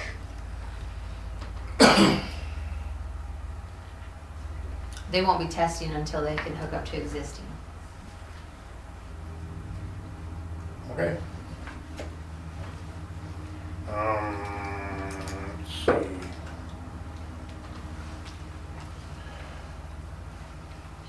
There is, I was over and like I said, took samples of that water over there, and I'll run the test on it in the morning when I can, first thing. It has no odor, it's yellow in color, and it's coming out of that discharge pipe at a fairly good rate. I mean, it looks to me like it's increasing rather than decreasing. The retention pond doesn't seem to be, Retaining. I don't know what's going on there exactly. If it's just what's coming in is going straight out, I thought that was the idea of the retention pond, was to hold this water temporary. But then when you get a situation that, that thing's got a definite amount of water in it, then it's gonna have to be fenced to keep the children from playing in it. I don't know if that was in the master plan or not to fence it, but like I said, it looks to me like the only solution is gonna be is to take a pipeline or something from there straight to the creek, so it's not going out on that pasture at all. So that's the end of that part. There is water that has cropped up in the alley over there by Jern's. They had called me a while back, and I looked at it, and there's nothing right in that immediate area. The water main that goes on the east side of the school goes from Violas to Maine. That water line is in that street. There's no services right there. I pulled that telephone manhole, it's dry. But it appears to be coming from the west. It went in under the trailer, and when we looked at it before, the ground was wet. Now it's surfacing right on the edge of their driveway, and of course, the same scenario. It's melting, freezing, melting, so there's getting to be quite a nice buildup there. There is an abandoned hookup to the north, but it would appear that it would surface up there before it would come clear down to the alley. So I am aware of it, and as soon as this little cold spell gets through here, I guess we'll have to do some investigating to try to figure out where it's coming from. I can't imagine. Chlorinated water, or you said you haven't tested it yet? Because if it was We from can't pick up chlorinated water once it's ran through the dirt. Okay, I mean, it's pretty much, leached out. yeah, it pretty much stops the chlorine, I mean, we've tried that effect a couple of different times and it didn't work. Okay. So I could test it for hardness, which would give us a pretty good idea. Town water's running about 20, 21. And if it exceeds that, then it probably isn't town water. I mean, I don't know where it's coming from, but I'll check it out a little more thoroughly when this little cold spell's over here. So it has been addressed. Hey Chuck, didn't they just go straight down to the middle, or actually past the middle on 4th Street when the school project was working those lines? Didn't they just dig up all along Main right there? Well, that main runs parallel and it's on the east side of 4th Street. That was tied in, I think when the first section was put on the school, because they had to put a PI valve in there. And there is a curb stop there. I didn't pull that cover on that 6-inch valve today when I was there to look, see if that's got water in it. It could be following that old main, clear from up on Main Street maybe, and just decided to surface there. I mean, I don't know. I gotta do a little more research and see what's happening there. Okay. But it has been addressed. Further, Oh.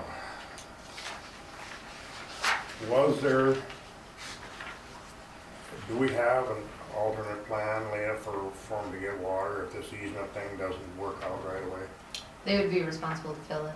They what? They would be responsible to fill it. That's probably why they're asking me, Probably. So Yeah. I mean, we would have to hit that if we can't get across there, but they would still be able to access that existing fire hydrant by Dollar General to fill if they needed to for water Well, what I source. foresee happening there is tying fire hose onto that fire hydrant over there, run it across to the one they're installing now, and probably pre-charge that line. I don't know if there's gonna be enough volume there to flush that line. How do we come out on the elevations? Did you get the results on those? I did. I just need to verify what elevation the tanks are held at, like the east tank. What's the height of the water usually? So how did the elevation, that base tower compare to what's out? Should be about 30 psi at the end. About 30 psi at the end.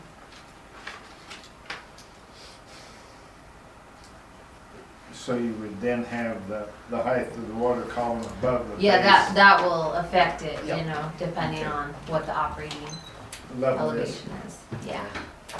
Did you hear that, Chuck? Yeah, yeah. Okay. Just Okay, asking.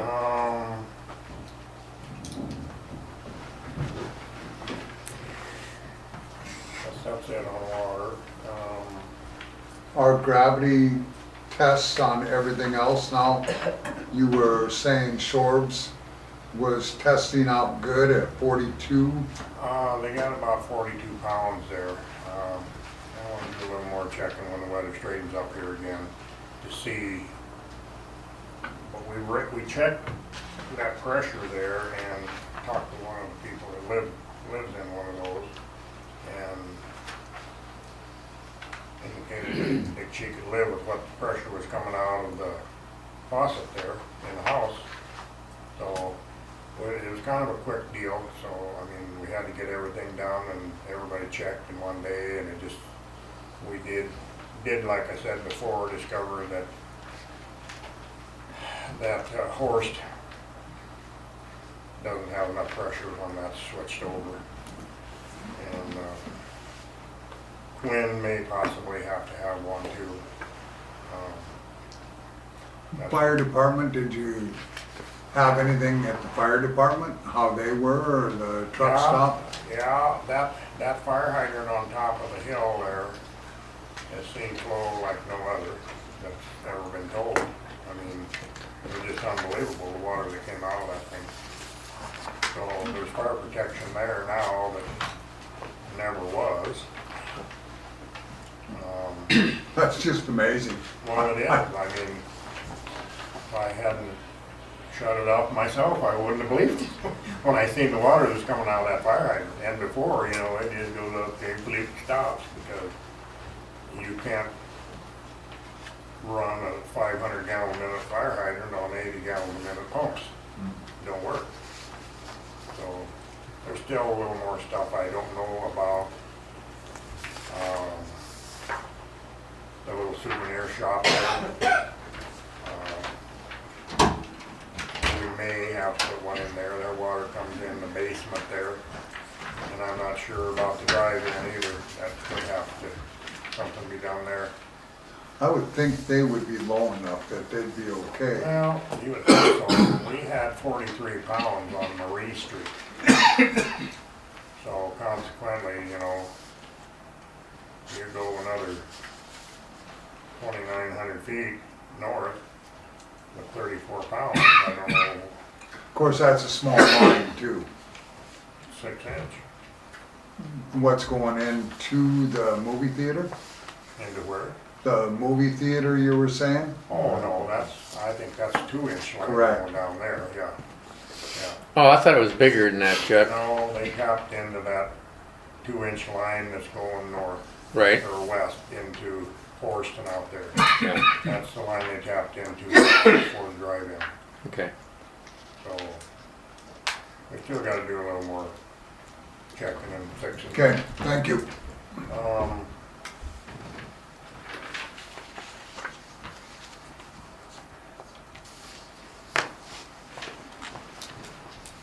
Lagoon is filling nicely. I hope we're pumped down enough to make it till 1st of May. If we don't, I'll just have to beg for some more forgiveness, I guess.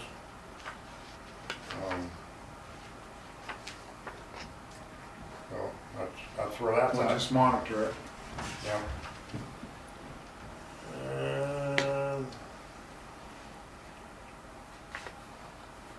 We heard any more back on that land application contract? We should just set an appointment up to have them come in and talk to us. With the Negerbauers. I haven't heard anything. I just talked to him briefly about, pumping the tractor and that stuff over there. Is that something you ever, we drawn that up, and then Mitch, did you ever review that contract? No. Might be something we send over to Mitch, and then something we contact Megabauer, Stan Morgan, and if we have to, just do a special meeting to meet with them and get this thing put together and have it done. So,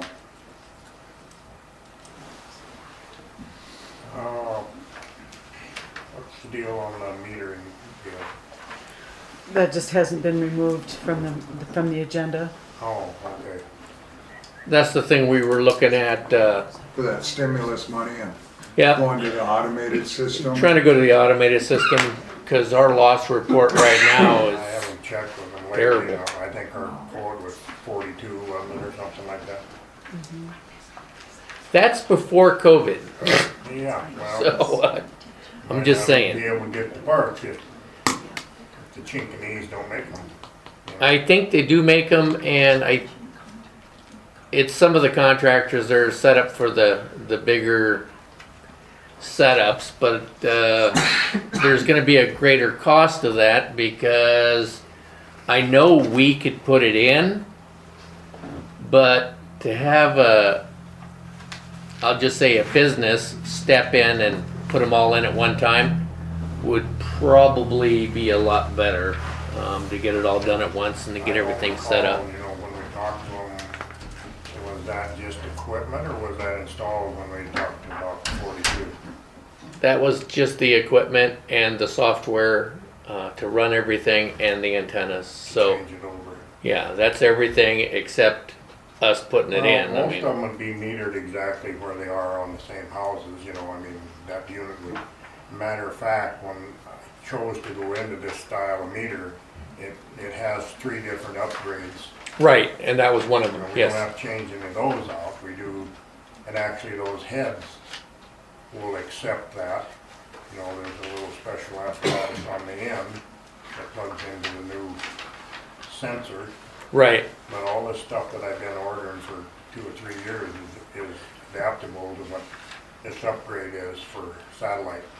So, well, like I said, I mean, it'd just be probably a week of all days hooking up to new and stuff. The upside of that is that it monitors for leaks and all kinds of stuff, you know. I mean, Yeah, that stuff is right here, I mean, in hand, you know, and there's other meters that are out there that are more expensive that calculates the usage 24 hours a day. I mean, if you've got a faucet dripping, it's gonna tell you that. yeah. So, but that might be a little too sophisticated for us right now, Is cost-wise. that something you want to look into again and Well- come back with a report for us, so that way we know kind of what's out there yet, what's out there for grant money, what's out there for cost, and then do a report back to us on it.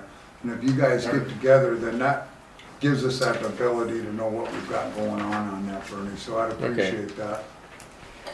I've looked Do you have a at question, Bob? Okay. several other communities, you know, that have gone to that system, and there is money there for that. I mean, it's capital I remember. improvement. And now I think there's even more, the way they've laid that out.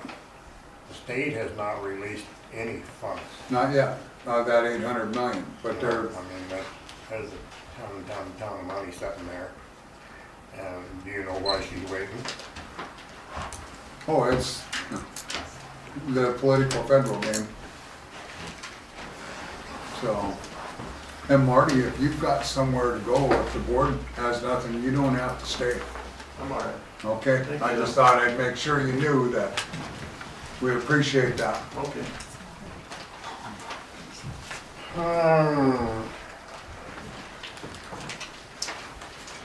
I guess other than that contract, that's all I got. Okay, appreciate that, Chuck. And I don't know, you know, we've got them down towards the end here, which I think we'll leave them there under new business and we'll come in from that. Yeah. I have a couple of changes on there, nothing major, so that I think that we need for a check and balance is all, and it's all good for Chuck, so that's a good thing on that side of it. Item 11 then, if you're done. Yeah. Anything else from the board? Is finance officer? I'm sorry I didn't get the reconciliation and the reports to you before, but it just was able to get that done today, so I laid them out on your spot. So you're able to just, I don't know if you didn't have a chance to look at anything, but December reconciliation was accomplished. I haven't done a year-end report yet, but I did do the budget year-to-date revenue expenses. It's not a final, it's the end of December, but it's not an actual closing out. But the total revenue for the year-to-date is $529,415. We budgeted revenue of $388,000, $388,520,000. And the expenditures we budgeted $388,520,000, and the expenditures to date are $447,678. So it's a gain of $81,000 at this point.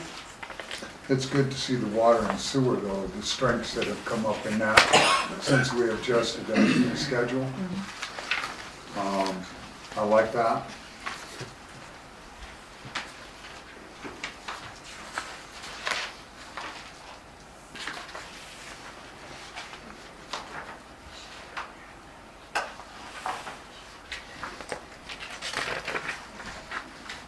When we paid down that loan that we had guaranteed with the tip, in that statement, did anything come back on? I was gonna ask you about that principal statement, something I'd like to look at, what they have for our balance one of these days.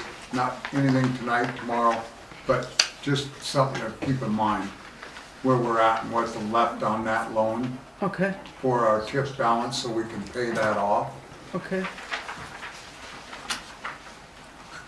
But I like what we put together here. I think our numbers are going the right way. The reconciliation looks good. The balance is out clean. You know, so was there anything you seen that was offset from the software that bothered you anymore yet on your year-to-dates? So I knew you were gonna ask Banyan about some of them situations on our year-to-dates, why they don't calculate out. Well, right now, actually, I'm kind of looking at a new program. I'm gonna have a report on that on January 18th. Good. Because that's the only thing in here that is a bummer, is that, you know, our percentages, so we know each department, when we come into that department, where our percentages levels are hitting. And for you, it's gotta be a frustration, because you can't push that number in there. Yeah, in this program that I've been researching is, we can pull out a whole lot different reports than I can get out of Banyan right now. One of the things that they said that they have is that they walk you through at year end, and Yeah. because they only do it once a year and kind of forget what to do, but they have their customer service and their educational resources are phenomenal.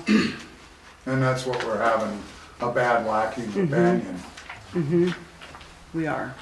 That's a hard situation for you. I had something really goofy happen at 12 o'clock on Saturday morning, and called Banyan immediately yesterday morning, and still haven't got a call back on it from it yet. No, we can't do So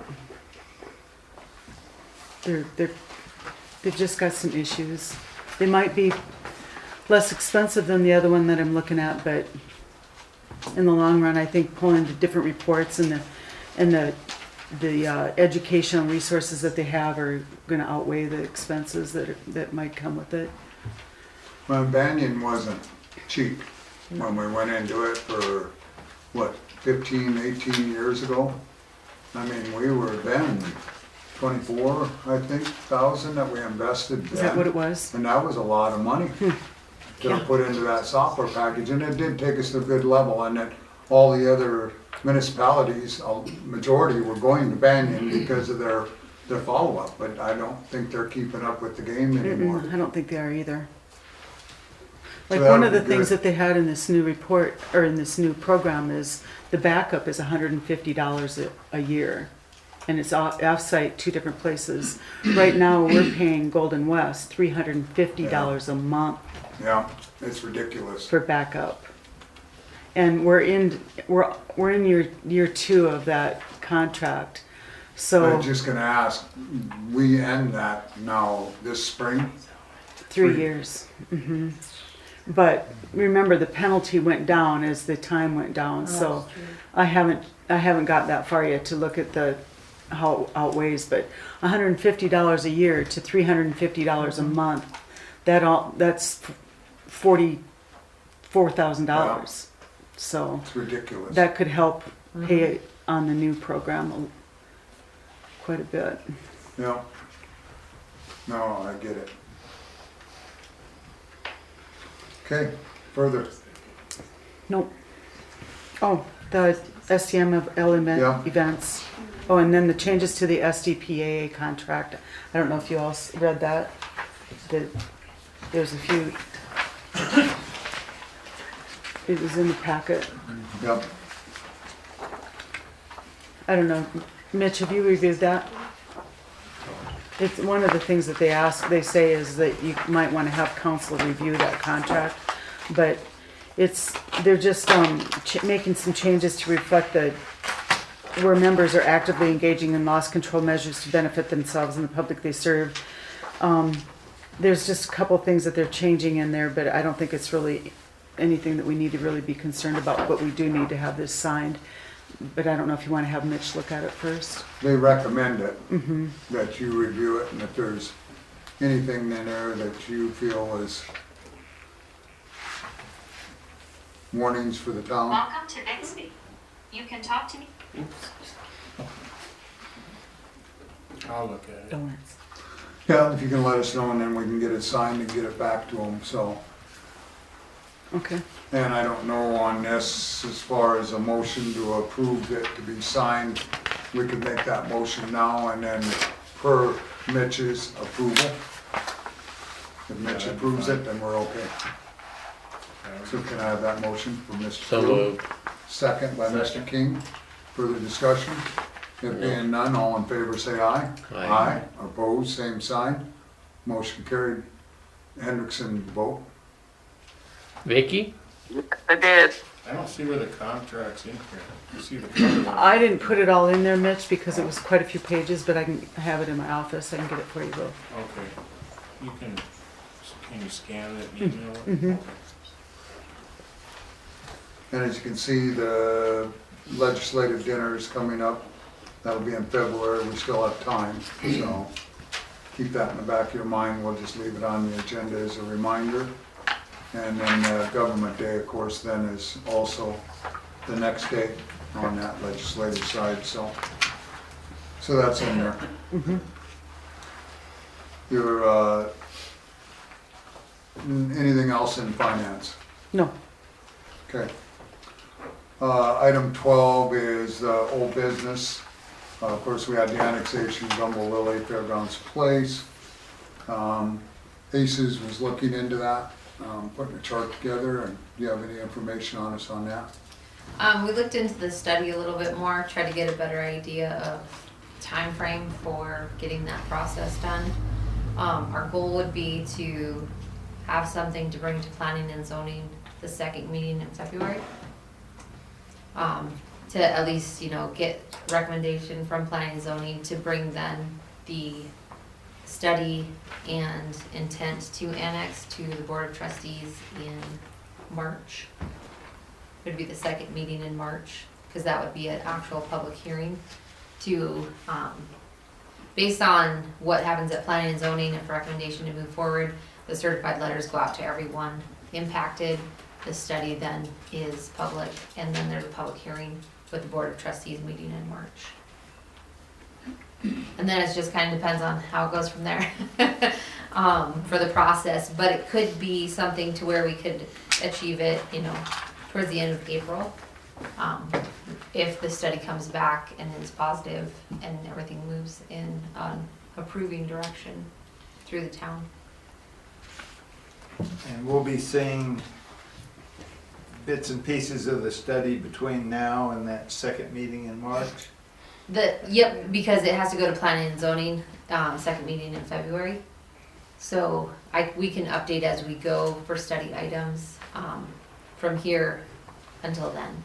So you won't have it all at the end. You'll kind of know how it goes for the impacts on property taxes and things like that, working with the county. So, and we are looking at, Gumbo Lily Fairgrounds Place, and then also, to the south for boundary areas.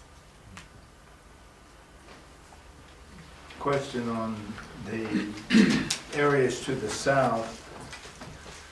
What would then be our requirements as far as providing services into those areas? See, that depends on, comparing it to other municipal areas compared to out there, is it a benefit? Is it not a benefit? It's not something that just because you're annexed, you have to necessarily. It's just evaluating, is that a good thing or a bad thing, and weighing Right. differences as you go with the study. And that's with the study, Yeah. whether it's a good thing or a bad thing. That's the whole reason we have this involvement. So it brings that open conversation with landowners. We'll have public meetings. That way, everything is right out straight front. Everything is black and white. Leah will put all that together and then have it all where it's all addressed to every member of where we're going, what we're heading into, what we're doing. She'll have graphs, she'll have charts, so I think it'll be a really good Should be layout. easy to understand. It's open to the public involvement and input in the process, so.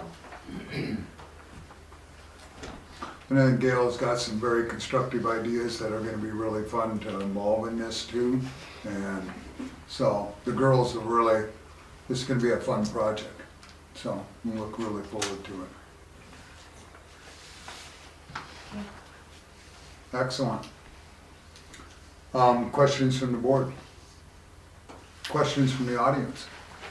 Yes? How far out, like Gumbo Lily, what directions and how far out are you guys looking as far as annexation goes? Like to the south or out Gumbo Lily, how far out are you going? How far down Fairgrounds Place? We don't have a firm boundary map developed, but I think we had talked on Gumbo Lily going towards Paw Pennington Patch. County. Yeah, the Paw Core. Patch boundary there. So pretty much all the way to the 279 that way. Correct. Yes, yep. So then Fairgrounds is just the string of houses on the east Correct. side To the to lagoon. the lagoon? And then south, were you talking like south on 79 or? It would be the west side going south towards like the campground area. Where you've got the, Heartland RV. yep, Heartland RV, Lint's Pizza, and the gas station there to try to see if it's positive to connect that, to expand that direction. Yes, ma'am. Question, on the expansion on annexation, will each of these areas be part of the water and sewer, or will they maintain their, or will they have their own setup? My question is based on the water situation, with annexation coming in and anything that it will be new in a connection or hookup to water, will our current system be applicable to Gumbo Lily and those residents if they are not already on our water system and will be part of that? Anything that's annexed in, I'm not sure of a clarification. Are they part of our water too? Correct. Yeah, because right now Gumbo Lily already receives water from us. They do, okay. And so does Fairgrounds also. So the only one we're really talking about right now would be going south And that would be those areas down there, but I'm pretty sure that the campground has got its own well already. So they can so does opt the out gas of it if they station. want? Well, that's the reason for doing the study. And the Okay. study gives us an opportunity to sit down with the folks and tell them, like I said, if they say, well, we don't need water, I mean, technically, they've already got their own sewer pond, so it may not be beneficial to Okay. either us or them. But like I said, that's what the study's for, but that's the only increase is because we've already got all those homes over here. Okay, and one other area that you've already decided to be annexed in is the Preston property. Is that, I know, my understanding is they'll be using our wastewater system, is that correct? Correct. Will they also be utilizing our water? Will they have their own subdivision water system? I believe they'll be using our water. But that's still to be determined. Okay, that because that's correct? a lot of 3-acre tracts with watering, and I'm concerned about the water system here, being able to supply all of everyone. I mean, do you have things in the works for like another well? We do. Okay, But we also have, you heard us talking about the WRT system?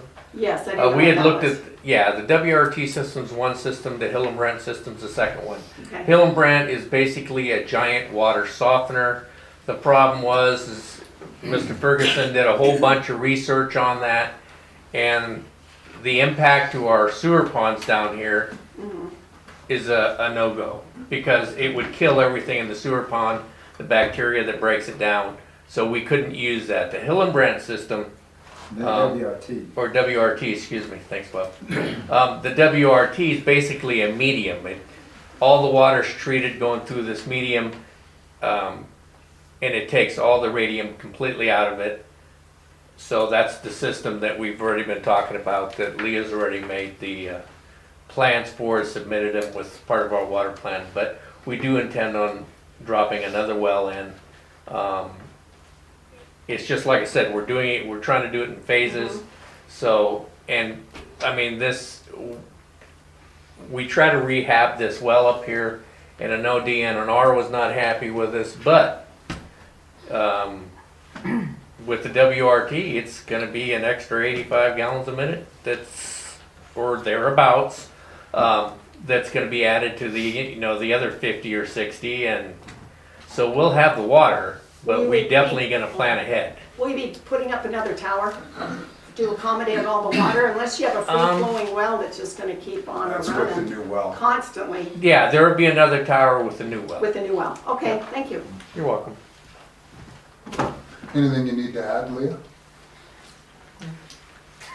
Covered it. I should have just let you answer that. You did a good job. All right. Engineer. Any other questions? Okay, we'll look forward to the future studies and reports of what we've got. We have item B is the town sign, which is still pending. Did you Did we get- get an answer back on that? What? Item B, the town sign from what C. soccer. Haven't gotten the permit submitted. Still picking up right away to figure out where the right of way is officially and all the added right of way in chunks, to get that plan to him. And Rosenbaum's is still aware of that, I assume. Yep.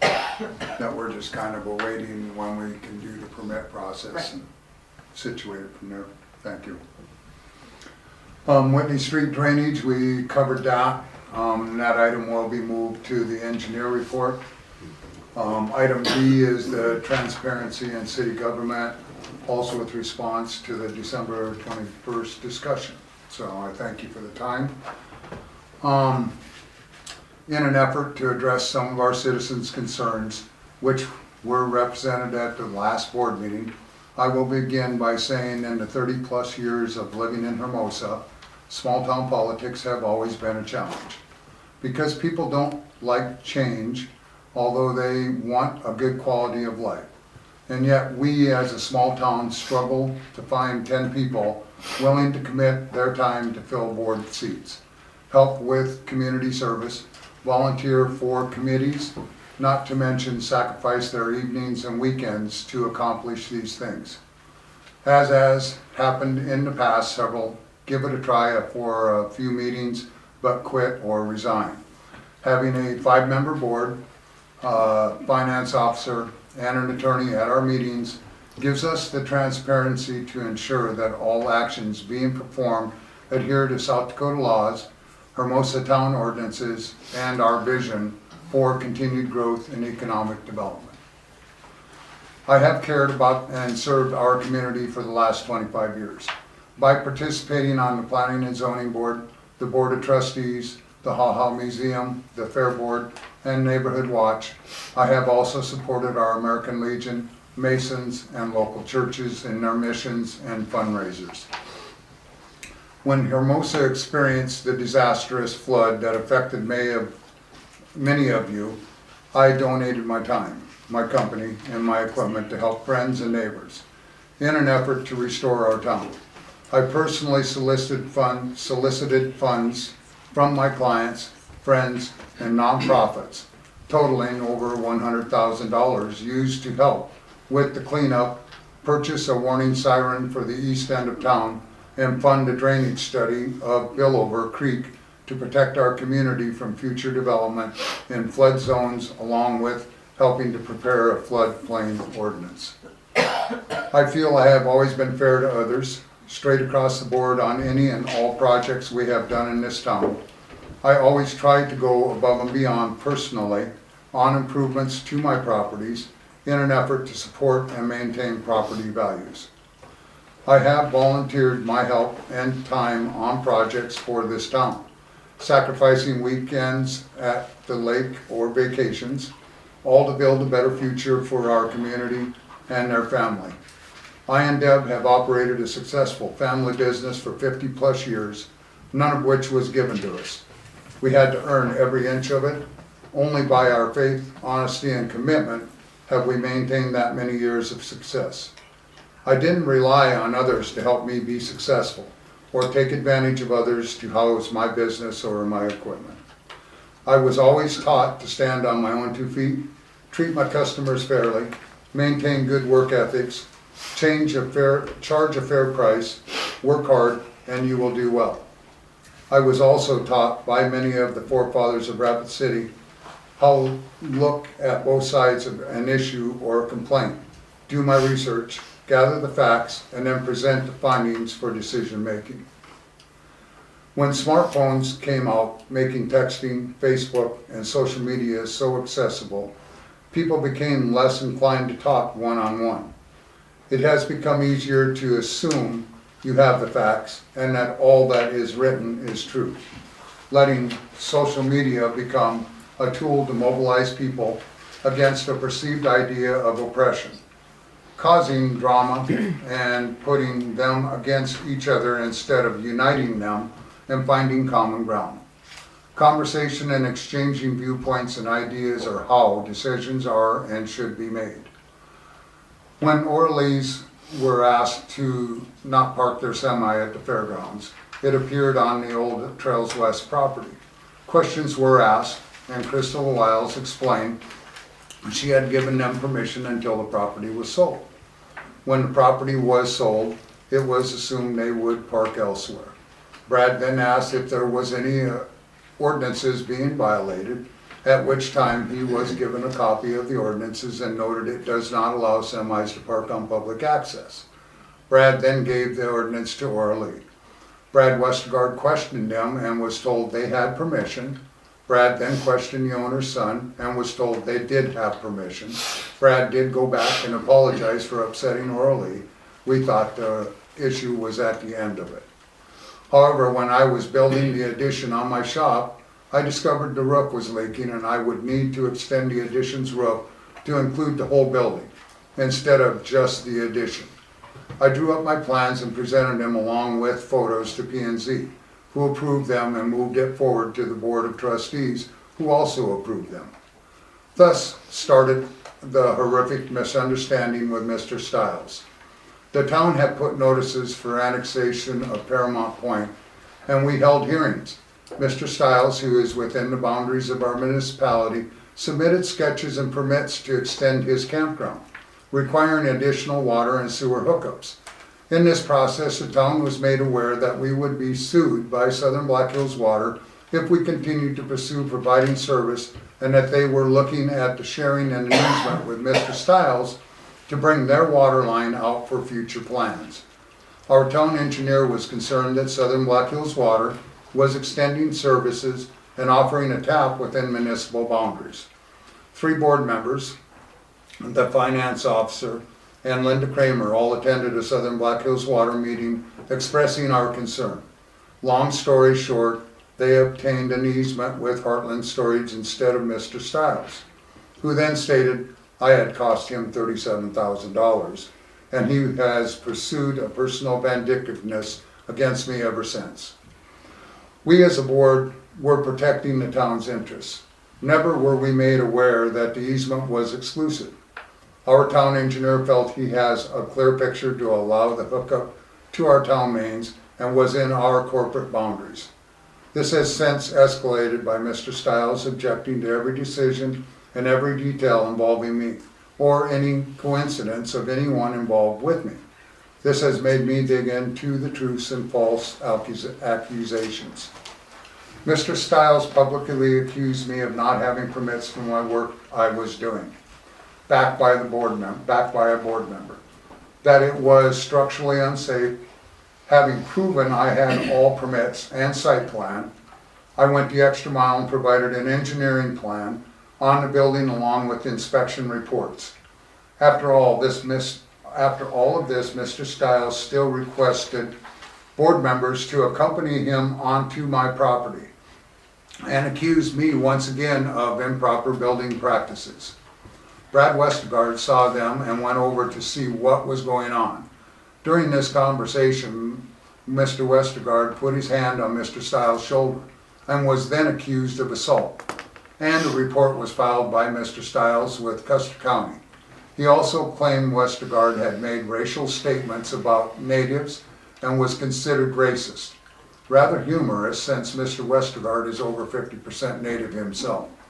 He continued to make complaints against Westergaard, saying he harassed Orly over the parking of the semi. This continued conflict ended with an investigation by the Commission of Law Enforcement, which only makes me want to show transparency and prove continually to protect city officials. I did review maps after being told by Orly that Negerbauers paid for the approach off of Highway 40 and owned land up to mine on the west. Tom's maps did not reflect this. Town maps, I'm sorry. So I called in a surveyor to tell the story. Come to find out, the approach off Highway 40 is a private property owned by Tom Gable, and where the semi was parked was in public easement, as there is an alley there, which put a telephone pole in right of the way, and the east-west alley should be moved 20 foot so that it is in the community centers, off of the community center's property. So while mowing, I noticed Orly looking at the survey markers, so I walked over to explain. She became very upset, stating I was only after them because I wanted the truck moved. I explained to her that I needed this to prove Mr. Westergaard was correct in his statement that the semi was parked in public easement, crossing private property, and our ordinance was not erroneous. This led into quite a discussion with several people showing up. Bottom line, Connie stated, why did I not go to P&Z? And I stated that I was here to clarify boundaries, not to isolate the truck. I then did take the boundary question to P&Z, explaining the alley discrepancy, and also learned that the telephone company was requesting to set a fiber ped without doing a survey. P&Z made a motion to pay 1/3 of the survey cost, have the alley moved off private property, request telephone pole to be moved out of the easement, but do not develop the easement. The board felt that sharing the cost of the survey was the only fair thing to do, even though I agreed to pay it all. This was moved to the Board of Trustees, who also agreed. With this proof and the testimony of others at the meeting, Mr. Westergaard was cleared of any wrongdoing, and it was ruled no fault on assault charge, no fault on racial misconduct, and no fault on the semi. As far as orally stolen merchandise, I heard from Mr. Westergaard that per condition of the sentencing, she would only be released from jail if the property was returned. If that wasn't, she should never have been released. The long and short of it is the board acted on all. Everything was black and white on paperwork, and it was sad that so much gets taken out of context until proven by fact. Everything was published and recorded.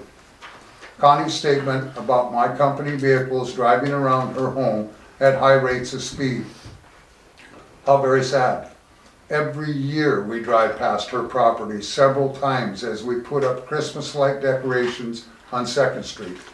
I have always asked my crews not to turn around into private driveways, Ben houses, Bouchards, Collins, or any citizens in the area because of the impact of my Christmas lights. Instead, to drive around the block when necessary. That particular day you assume we were harassing shows your own insecurities.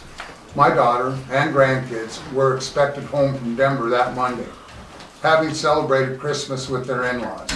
I wanted to surprise them and put a smile on their faces when they returned home and saw all the lights on in their property. And yes, it was a long day, with many trips around the block, as they gathered materials and put up decorations in the 10-degree high for the day weather. If they were a little heavy on the gas, I apologize. I have asked them to be respectful of everyone and follow all laws, but we would never lower ourselves to have our employees harass citizens. We of all families have always went above and beyond for the citizens and the neighbors of our properties. I always express to my employees, treat others as you hope to be treated, whether you are working for customers in Rapid City or Hermosa. We show pride in our work every time we mow, trim, clean streets, curbs, and right-of-ways in preparation for Custer County Fair every year. Our gift to you. The same as when we put up 2nd Street Christmas lights for the enjoyment of our community, its seniors, and its children. All donations are forwarded to the Shriners. As for our transparency, I have never been one to muzzle anyone. I am confident, bold, and strong in my opinions. That is because I do my homework, and I have invested my life in this community, as well as monetary investments, all earned the hard way.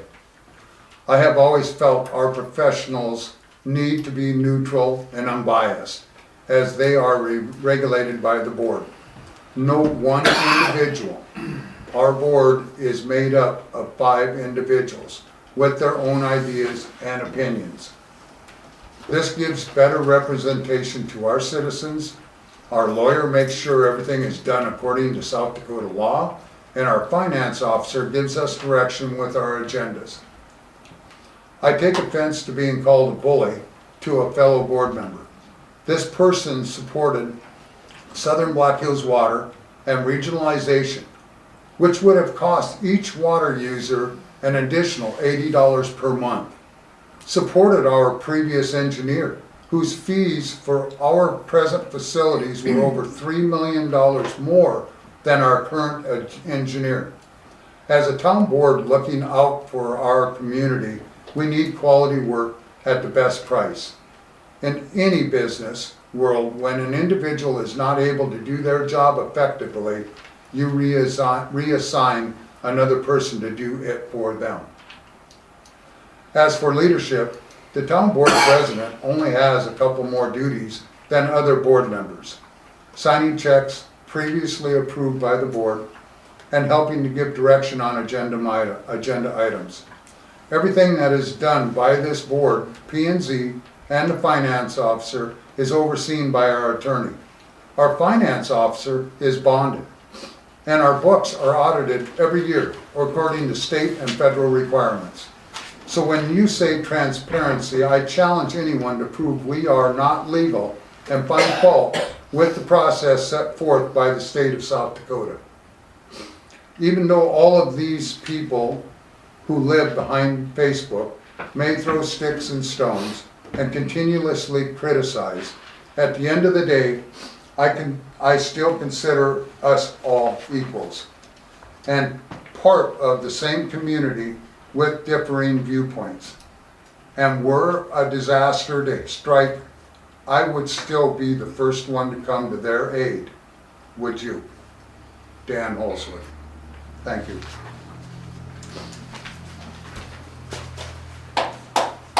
I would also like that to be here for a copy for the minutes, if anybody cares to review it.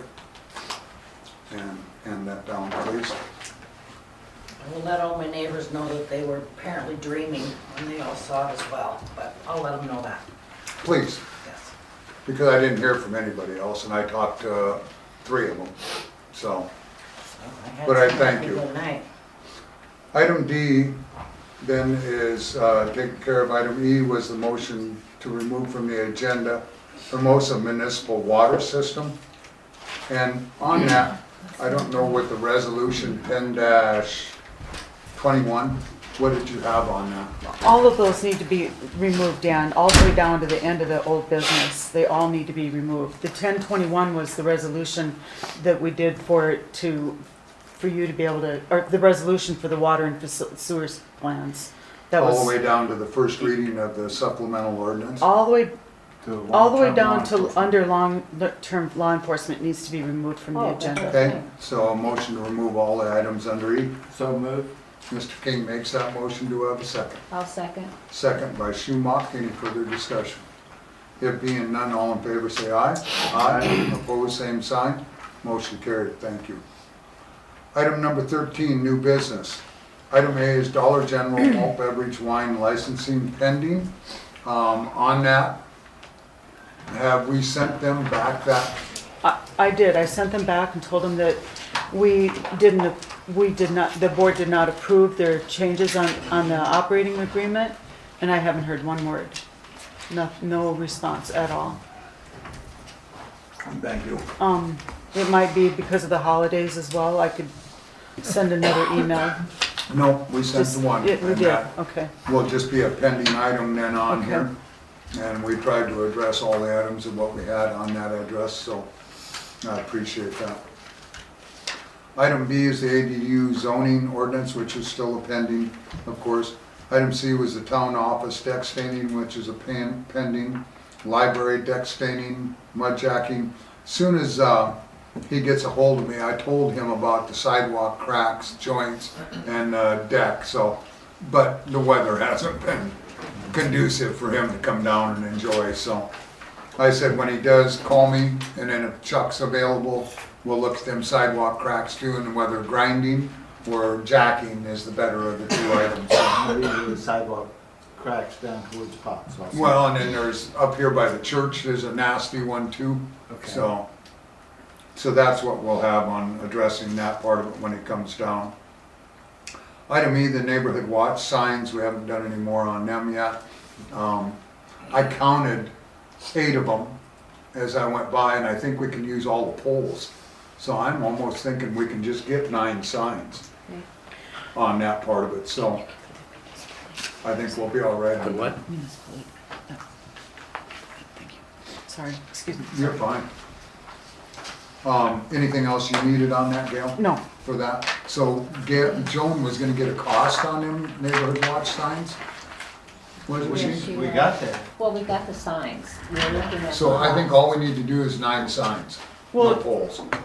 Yes, you were gonna go do an inventory of polls. yep, Yeah. and I think we can get by with what poles are already there, existing, and mount 2, Okay, from what I've seen.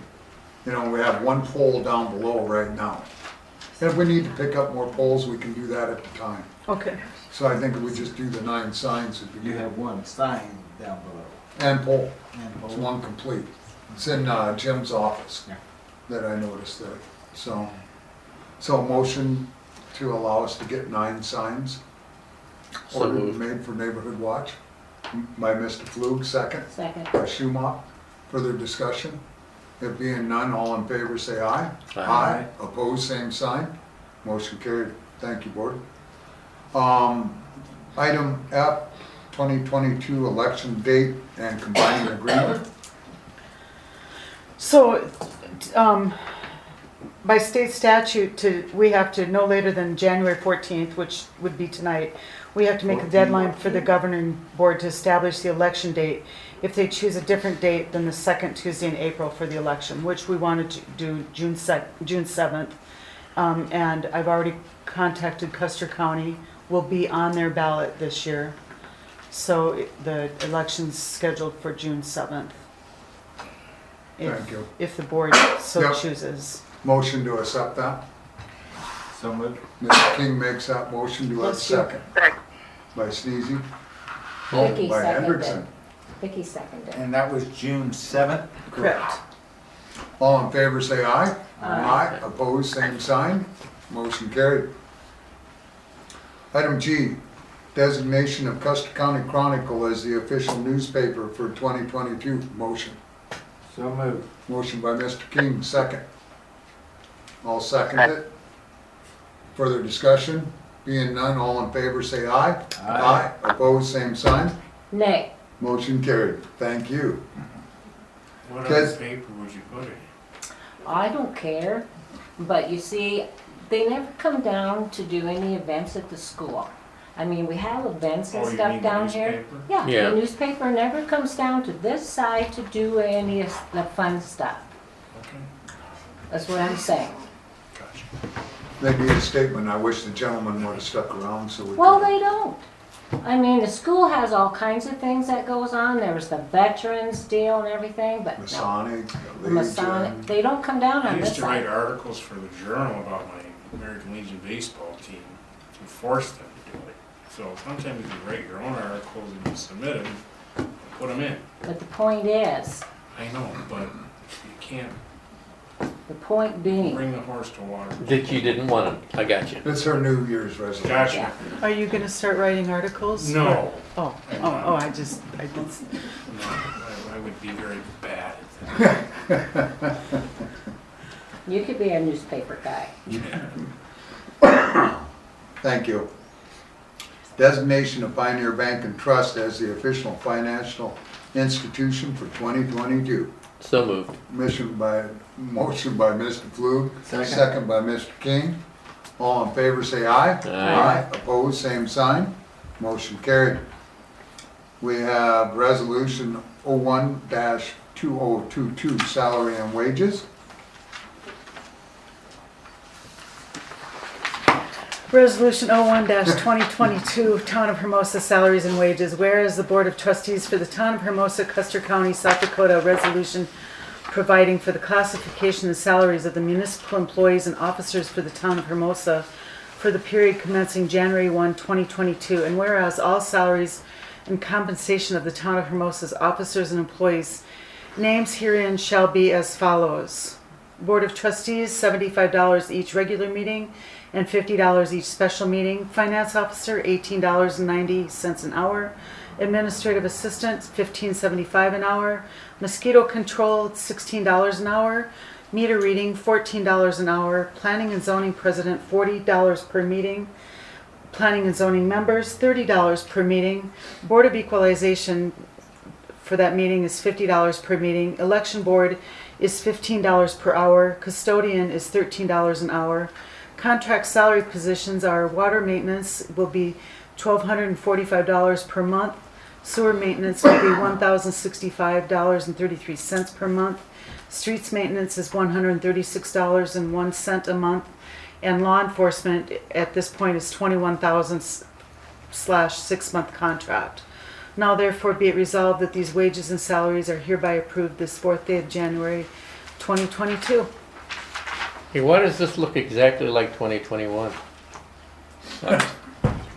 Just harassing you. I don't think anything's changed. Mr. King, you want to bring him back under control, please? Yeah, Motion to approve. so moved. Mr. Flug makes that motion. Do I have a second? Second. By Schumacher. Discussion, please. You have your hand up, ma'am? Yes, I did, sir. I was curious, underwater, sewer, and street maintenance, is there a designated individual that fulfills those? Mr. Ferguson. So he's water maintenance and sewer maintenance Yeah. and street maintenance. Contracts that we're actually acting on tonight too. Oh, are they all together then? 3 different contracts. Oh, okay, thank you, that's all I needed. Thank you. Yep, they're under the end of new business right after this. Okay, thank you. I didn't see a name. So we have I a wasn't motion sure. and a second to approve. All in favor, say aye. Aye. Aye. Opposed, same sign. Motion carried. Item I is the contract renewal for the building inspector. Item 2, public works and town maintenance. Item 3, wastewater. The only one that we never did anything on as far as his snow removal responsibilities. We have the 4 inches or more. But, you know, we needed that listing in here too for the sidewalks, where a dusting or more is when we do the sidewalks. Then he's at his hourly cost per time to do them. So I think it should be in here at that rate also, per his equipment rate, which is Exhibit A, as it always has been. So that is underneath of his snow removal agreement right now. And it has all the specifications at 4 inch or more and what his responsibilities are, what his cleanup responsibilities are. Everything else is good in the contract as far as I'm concerned. We just need to add that so that it's under there. We have something else in writing on the sidewalks of you doing Fifth Street and doing what we do on West Main now. But I feel it needs to be in here contractually for your purposes also. So, and that is done by the hour.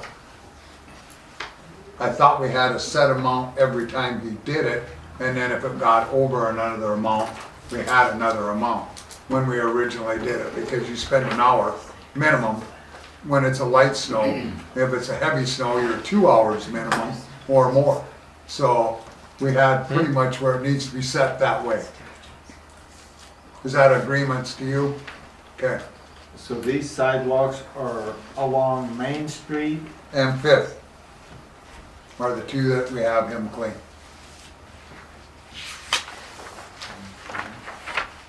Because the other Minimum sidewalk, 1 hour cost, whether it takes him a half hour to do the light snow. And then if it's a deeper snow, it's by the hour. Normally it's 2 hours, but you can't judge snow removal. That's a fact. So it needs to be put by per Exhibit A on cost. And it's done each time from a dusting to whatever it takes. The performance agreement for wastewater, I think, is fine in my opinion. All your Exhibit A is fine, if you're okay with that. And then the only thing I have that I want different is on the Town of Hermosa agreement for performance of services of building inspection. Underneath the duties and essential job functions, where it says the Board of Trustees, where he is at all times to work with the Board of Trustees and Finance Officer, I think that word "and engineer" need to be added into that.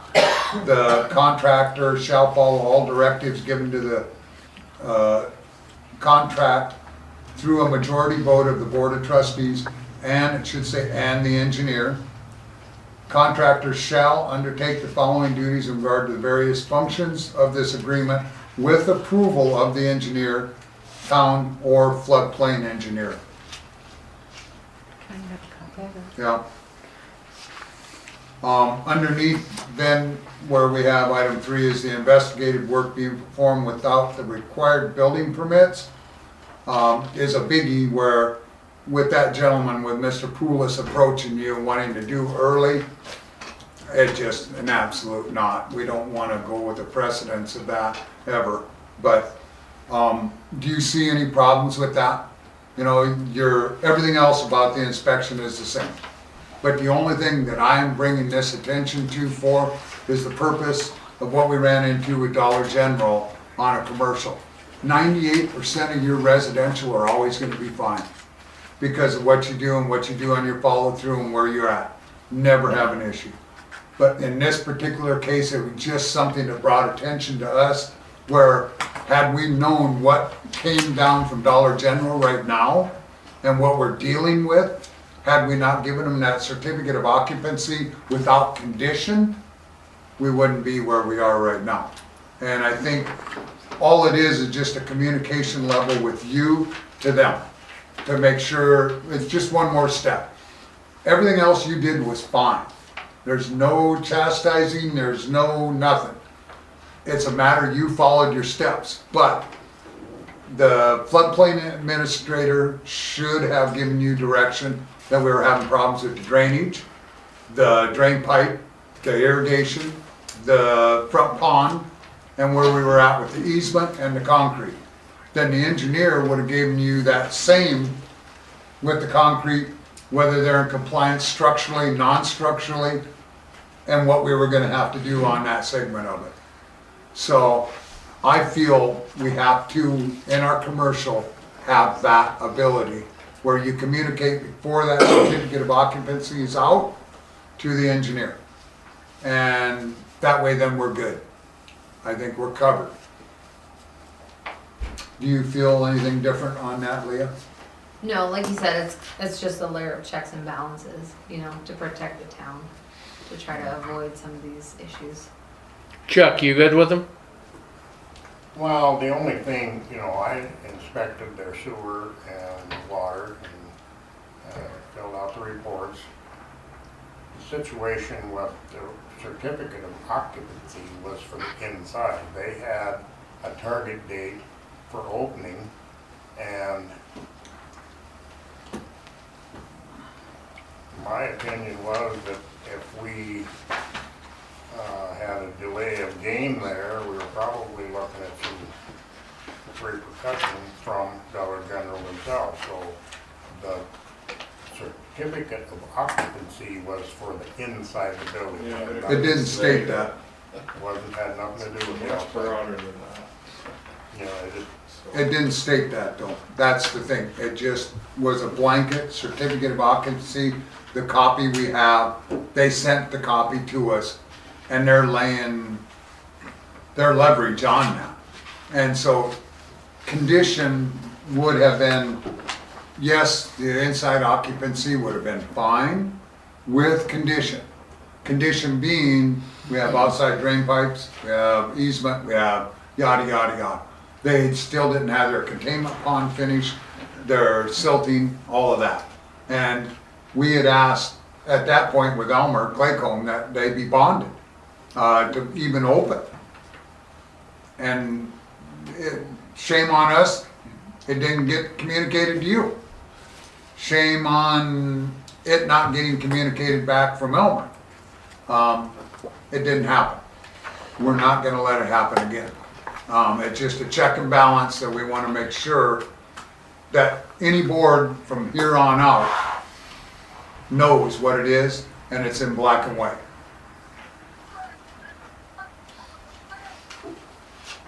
It's Are you not good? not a game changer.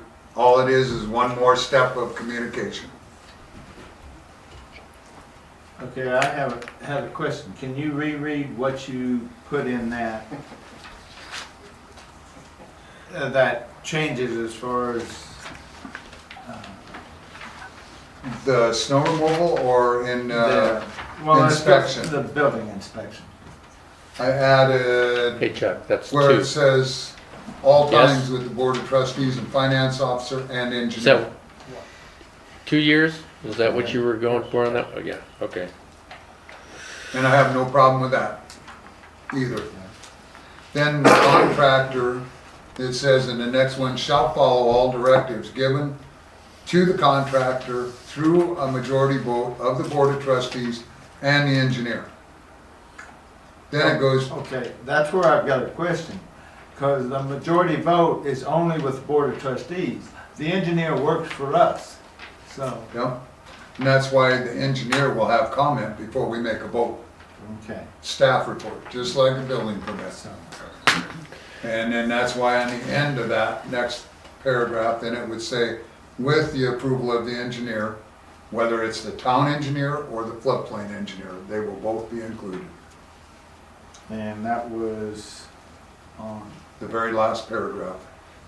You know Right what? after the agreement, in regards to the various functions of this agreement with approval Town take of the notes. engineer, and in parentheses, town or floodplain. All right, I'm gonna make a motion to renew these contracts for an additional 2 years, all three of them. 1, 2, Approve them and 3. for a 2-year period. Yes, All with, three of them, with with the modifications. amendments. Yes. I'll second that. All right. So we have a motion by Mr. Flug, a second by Hendrickson. Further discussion?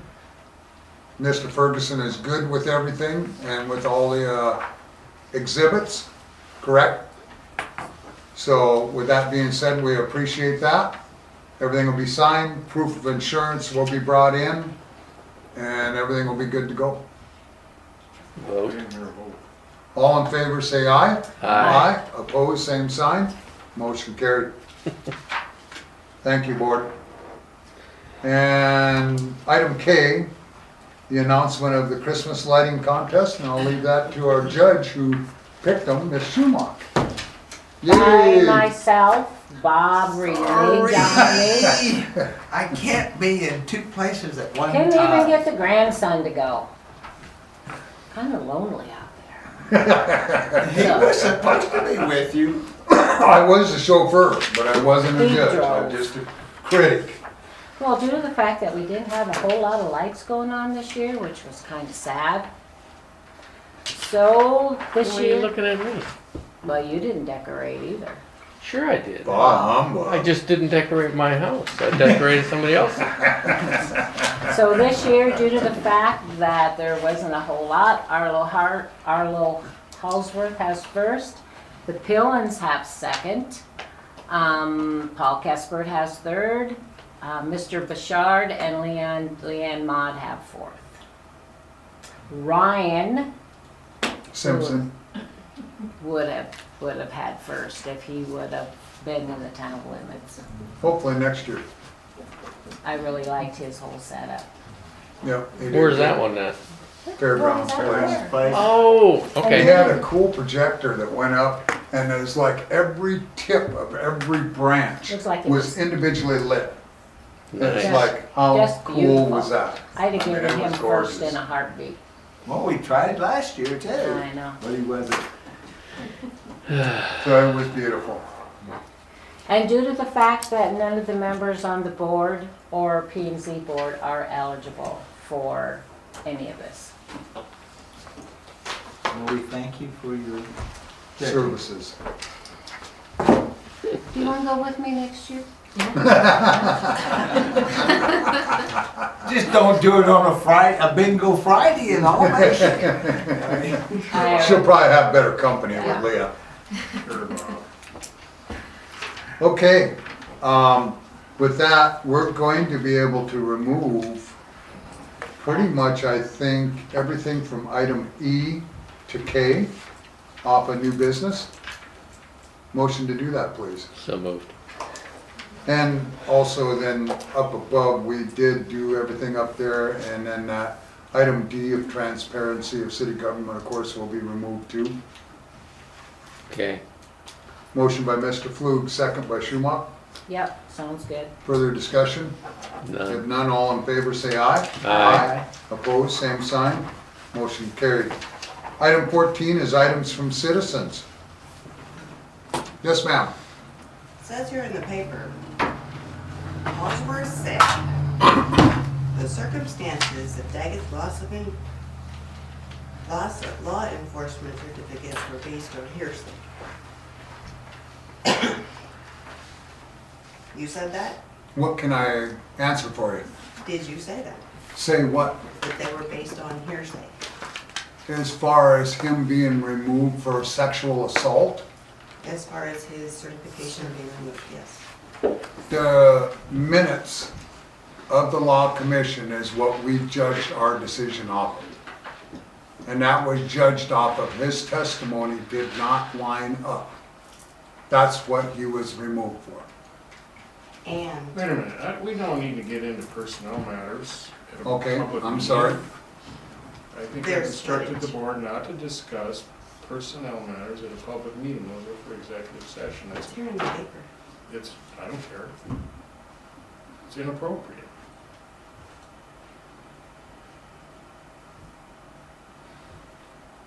So you've gotten my answer anyway of what we judged our opinion was off the minutes, so thank you. Any further questions from citizens? Yes, ma'am.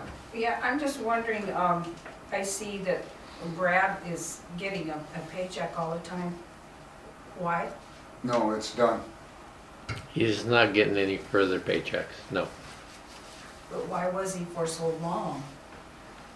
When he wasn't an employee of the town? It was the stipend that was agreed on ahead of time. If we had hired an actual deputy, But you have to hire somebody that's certified and qualified.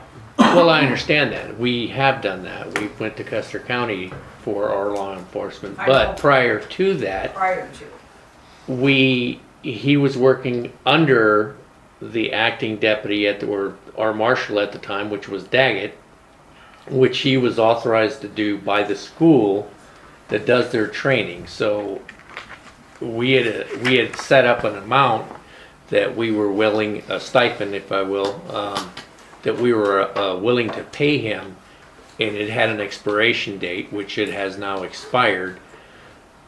If we were to hire somebody, I'll say off the street that was a deputy, that had already been trained, we wouldn't have gotten them for $300.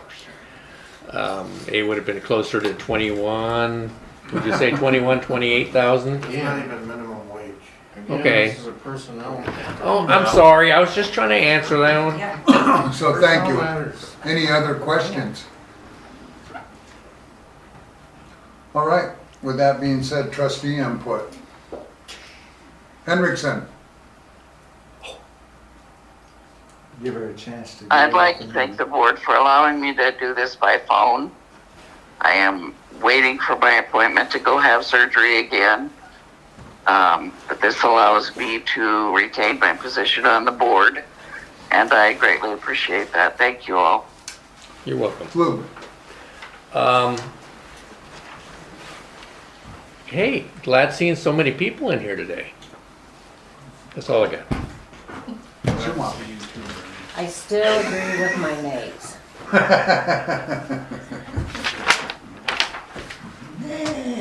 Mr. King. Very good meeting, and Happy New Year to everyone. Hopefully 2022 will be much better than past. Before the board is excused, we will, as we waited, have an executive session after here. We have some discussion with ACES on a couple items. Oh. So I will allow Daniel to stay as he does the work with it, and Gail will stay. Other than that, we'll go into executive session in 5 minutes after that. Woo, I wasn't named, I gotta go. Oh, You say too. that's an automatic. You didn't mention him. You didn't say. You tried to run for the door. I gotta have my attorney. I'll go. Thank you, Marty. See you guys later. Thank you. Hey, welcome aboard, again. Yeah, I'm- All right. I wasn't named to have to stay, so I'm not here. Whatever. We got a quorum.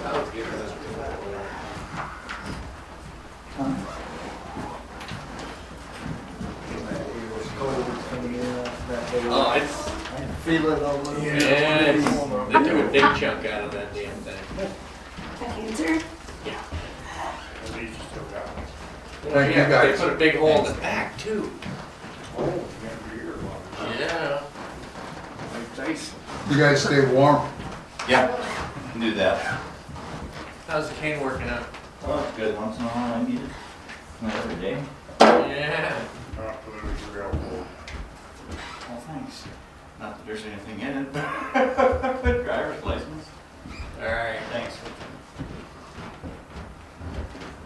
You trying to make it out? It's kind of nice using Bernie as sergeant of arms. What? I was just locking the door. You're our sergeant of kinda arms. pushing We him. like that. I was trying to help him.